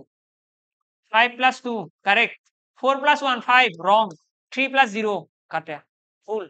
আমি কেনেকে গম পালো চোৱা আমাৰ ডিফাৰেন্সটো 3 তো হবই লাগিব লগতে অংক দুটাৰ যোগফল 7 তো হ'ব লাগিব তো আমি গম পালো যে এনসাৰটো আমাৰ 52 আহিব কিন্তু অপচনত আৰু খেলি মেলি লগাব অপচনত তোমালোকক ক'ব এইবিলাক এতিয়া চোৱা আমি গম পাইছো যে অংকটো 96 অপচন নহয় কিয় 96 ৰ অংক দুটাৰ যোগফল 7 হোৱা নাই কিন্তু ইয়াতে 52 হ'ব নে এতিয়া 25 হ'ব অংক দুটাৰ যোগফলত 52 আহিব নে 25 হ'ব তো এই ক্ষেত্ৰত আমি কি কৰিম আমি ইয়াতে চাম কি সুধিছে অৰিজিনেল নাম্বাৰ নে ওল্ড নাম্বাৰ নিউ নাম্বাৰ আমাক কৈছে ফাইন্ড দা অৰিজিনেল নাম্বাৰ তো অৰিজিনেল নাম্বাৰটো এটা সৰু সংখ্যা নে ডাঙৰ সংখ্যা এইটো মই আগতে লিখি ৰাখিছিলো চোৱা মই কৈছিলো এটা সংখ্যা আছিলে xy আৰু তাতকৈ নতুন সংখ্যাটো ডাঙৰ আমাক অৰিজিনেল নাম্বাৰ সুধিছে অৰিজিনেল নাম্বাৰটো নতুন সংখ্যাটোতকৈ সৰু ঠিক আছে মানে অৰিজিনেল নাম্বাৰটো সৰু সংখ্যা মানে অৰিজিনেল নাম্বাৰ হ'ব 25 আৰু নিউ নাম্বাৰ হৈ যাব 52 কেনেকে গম পালো অৰিজিনেলটো সৰু বুলি প্ৰথম লাইনটো চোৱা if we interchange the digit of a two digit number মানে দুটা অংকৰ সংখ্যা এটাৰ যেতিয়া স্থান হাল সলনি কৰিম then the resulting number যেতিয়া যোনটো নতুনকৈ নম্বৰ পাম সেই নতুন নম্বৰটো কি কৈছে চা নতুন নম্বৰটো 27 বেছি মানে নতুনটো 27 ডাঙৰ ডাঙৰ মানে কি নতুনটো ডাঙৰ এটো পুৰণা এটো নতুনটো ডাঙৰ আমাক সুধিছে অৰিজিনটো অৰিজিন মানে সৰু অৰিজিনটো যদি 25 হয় নতুনটো কিমান হ'ব 52 ইহঁতৰ মাজত পাৰ্থক্য কিমান 52 - 25 কৰি চোৱা তোমালোকৰ আহিব 27 বুজি পালানে এতিয়া এইটো হৈছে এপ্ৰোচ আমি কি কৰিব লাগে আমাক যদি পাৰ্থক্য দিয়া থাকে পাৰ্থক্যটোক 9 ৰ গুণিতকত লিখি লম যদি আমাক যোগফল দিয়া থাকে 11 ৰ গুণিতকত লিখি লম ইয়াতে যেনেকৈ আছে 11 ৰ গুণিতকত লিখি লম নেক্সট আমি কি কৰিম আমাৰ কোৱেশ্চনত এই অংক দুটাৰ পাৰ্থক্য আৰু পাৰ্থক্য আৰু অংক দুটাৰ যোগফল এই দুটাৰ দিয়া থাকিবই এই দুটা গম পালে আমি এনসাৰটো ডাইৰেক্টলি ওলাব পাৰিম অংক দুটাৰ পাৰ্থক্য আৰু অংক দুটাৰ যোগফল এই দুটা যদি গম পোৱা ন ডাইৰেক্টলি এনসাৰ আহিব কাৰণ মই যদি কওঁ দুটা অংক আছে ঠিক আছে দুটা অংকৰ পাৰ্থক্য হৈছে দুটা অংকৰ 3 দুটা অংকৰ পাৰ্থক্য 3 আৰু সংখ্যা 3 নহয় মই এটা কৈ দিলো 5 দুটা অংক আছে ঠিক আছে ভালদৰে মন কৰা দুটা অংকৰ পাৰ্থক্য হৈছে 5 যিকোনো দুটা অংক xy এই xy অংক দুটাৰ পাৰ্থক্য 5 আৰু অংক দুটাৰ যোগফল হৈছে 9 যোগফল কিমান 9 এটা এই দুটাৰ এনসাৰ ওলাব লাগে পাৰিম নে আৰামছে পাৰিম কেনেকে ওলাম সো আমাক কৈছে অংক দুটাৰ পাৰ্থক্য কিমান 5 পাৰ্থক্য যদি 5 হয় প্ৰথমতে মই ইয়াতে লিখিলো 9 এটা 9 ৰ কাষত এনেকুৱা কি সংখ্যা ৰাখিম যাতে পাৰ্থক্য 5 হয় তো মই ইয়াতে লিখি দিলো 94 9 ৰ পৰা 4 গলে কি থাকে 5 থাকে ন বুজি পালানে এইটো হৈছে এপ্ৰোচ দেন কি কৰিম 9 ৰ পৰা 1 কমাই দিলো 8 4 ৰ পৰা 1 কমাই দিলো 3 5 ৰ পৰা 3 গলে কি 5 দেন 7 আৰু 2 7 ৰ পৰা 2 গলে কি থাকে 5 দেন 6 and 1 6 ৰ পৰা 1 গলে 5 দেন 50 আৰু বেলেগ নাহে ক্লিয়াৰ আৰু বেলেগ নাহে কাৰণ 0 ৰ পিছত -1 লিখিবা নেকি এইবাৰ তুমি লিখিলে আকৌ এইটো 49 আহিল বুজি পালা 49 তাৰ লিখাৰ প্ৰয়োজন এতিয়া এই সংখ্যাকেইটা কি এইকেইটা সংখ্যাৰ পাৰ্থক্য হৈছে 5 আমাক এটা কোৱেশ্চনৰ অংক দুটা যোগফল দিয়া থাকিব এটো সিওৰ আমি অংক দুটাৰ যোগফল আৰু পাৰ্থক্য যেতিয়া গম পাম আমাৰ এনসাৰটো ইজিলি ওলাব যোগফল কিমান 9 9 মানে কোনটো হ'ব ইয়াৰে চোৱা এতিয়া 9 + 4 13 মানে এইটো ভুল 8 + 3 11 ভুল 7 + 2 9 মানে কারেক্ট आंसर হয়তো 72 হ'ব নহয়তো 27 হ'ব এই দুটাৰ কোনোবা এটা এতিয়া এইটো কেনেকে কম যে 27 নে 72 তাৰ কাৰণে কোৱেশ্চনটো চাম কোৱেশ্চনটো নতুন সংখ্যাটো ডাঙৰ নে অৰিজিনেল সংখ্যাটো ডাঙৰ যদি কয় ন অৰিজিনেল সংখ্যাটো ডাঙৰ অৰিজিনটো ডাঙৰ মানে অৰিজিনেল নাম্বাৰটো উলিয়াব দিলে অৰিজিনেল নাম্বাৰ 72 হৈ যাব যদি কয় নিউ নাম্বাৰটো ডাঙৰ তেতিয়াহলে নিউ নাম্বাৰ 72 অৰিজিনেল নাম্বাৰ 27 ঠিক আছে এইখিনি কথা আৰু 61 তো হ'বই নোৱাৰে 6 + 1 7 হে বুজি পাইছা তো এইটো হৈছে আমাৰ এপ্ৰোচ আমি এনেকৈ উলিয়াব পাৰো আমাৰ এক্সামত অংক দুটাৰ এইটো ধৰণৰ কোৱেশ্চন আমাক ডাইৰেক্টলি কৈয়ে থাকিব যে ইহঁতৰ মাজৰ পাৰ্থক্য ইমান ডিফাৰেন্সটো দিয়া থাকিলে তোমালোকে 9 ৰ গুণিতকত ভাঙি দিবা যাতে তোমালোকে ইজিলি কি পাই যোৱা ইজিলি তোমালোকে অংক দুটাৰ ডিফাৰেন্সটো পাই যোৱা যদি তোমালোকক যোগফল দিয়া থাকে তোমালোকে 11 ৰ গুণিতকত ভাঙি দিবা যাতে তোমালোকে কি পাই যোৱা তোমালোকে অংক দুটাৰ যোগফলটো পাই যোৱা ওকে যদি কাৰোবাৰ কিবা প্ৰবলেম থাকে কমেন্ট কৰিবা তো ইয়াতে আমাৰ ক্লাসটো খতম কৰিলো আমাৰ নাম্বাৰ সিস্টেম ফাইনালি খতম নাম্বাৰ সিস্টেমৰ ইয়াৰে বাহিৰত আৰু কোৱেশ্চন নাহে কোনো চিন্তা কৰাৰ প্ৰয়োজন নাই নেক্সট ক্লাছত আমি কন্টিনিউ কৰিম LCM and HCF তোমালোকে থাম্বনেইলখন দেখি আছিলা তাতে মই দেখাইছিলো গোটে সিলেবাসখন লিখা আছিল নেক্সট ক্লাছত আমি LCM and HCF কৰিম তো সকলোৱে ধুনীয়াকৈ পঢ়া ইয়াৰে বাহিৰত নাযাবা বাহিৰত যোৱাৰ প্ৰয়োজন নাই প্ৰেক্টিছৰ কাৰণে তোমালোকে মই অলৰেডি কেপচুলখন দিছো দৰবটো খাই লোৱা এক্সামৰ আগত বেছি দিন নাই অলপমান সোনকালে খালে কামত আহিব এক্সামৰ সেই বুলি আগৰ দিনা খাই লাভ নাই যে কালি এক্সাম আজি দৰবটো খাইছো সেইটো হলে প্ৰবলেম হৈ যাব এটলিষ্ট দুদিন সময় লোৱা দুদিন হলেও আগত খালে কামত আহিব ওকে তো সকলোৱে কিবা প্ৰবলেম থাকিলে কমেন্ট কৰিবা মোৰ টেলিগ্ৰাম চেনেলটোত যাই পেলাই তোমালোকে সুধিব পাৰা যদি কিবা কুৱেশ্চনত ডাউট ওলাই কিবা কুৱেশ্চনত বোলে ডাউট আছে মেথছ বাই নিৰ্মল ছাৰ মোৰ টেলিগ্ৰাম চেনেলত যাবা টেলিগ্ৰাম চেনেলত যাই পেলাই মোক মেছেজ কৰিবা ওকে আৰু লগতে যদি কোনোবাই বিচৰা যে মক টেষ্ট লাগে মক টেষ্ট দিব বিচাৰো তো ফুল লেন্থ মক টেষ্ট ই কুইবেটৰ তৰফৰ পৰা আছে 23টা মক টেষ্ট আছে তো নতুন পেটাৰ্ণত আছে 11টা আৰু আগৰ পেটাৰ্ণতো আছে একেই কথা বাৰু আগৰ পেটাৰ্ণত থাকিলেও তোমালোকে কুৱেশ্যনছ খিনি পাই যাবা ইম্পৰ্টেন্ট কুৱেশ্যনছে হয় গোটেইখিনি তো বিচাৰিলে তোমালোকে ই কুইবেট ৱেবছাইটত গৈ পেলাই বা এপত পাৰচেজ কৰিব পাৰিবা তোমালোকৰ কথা ওকে তো ইয়াতে খতম লগ পাম নেক্সট ক্লাছত থ্যাংক ইউ এভৰিওয়ান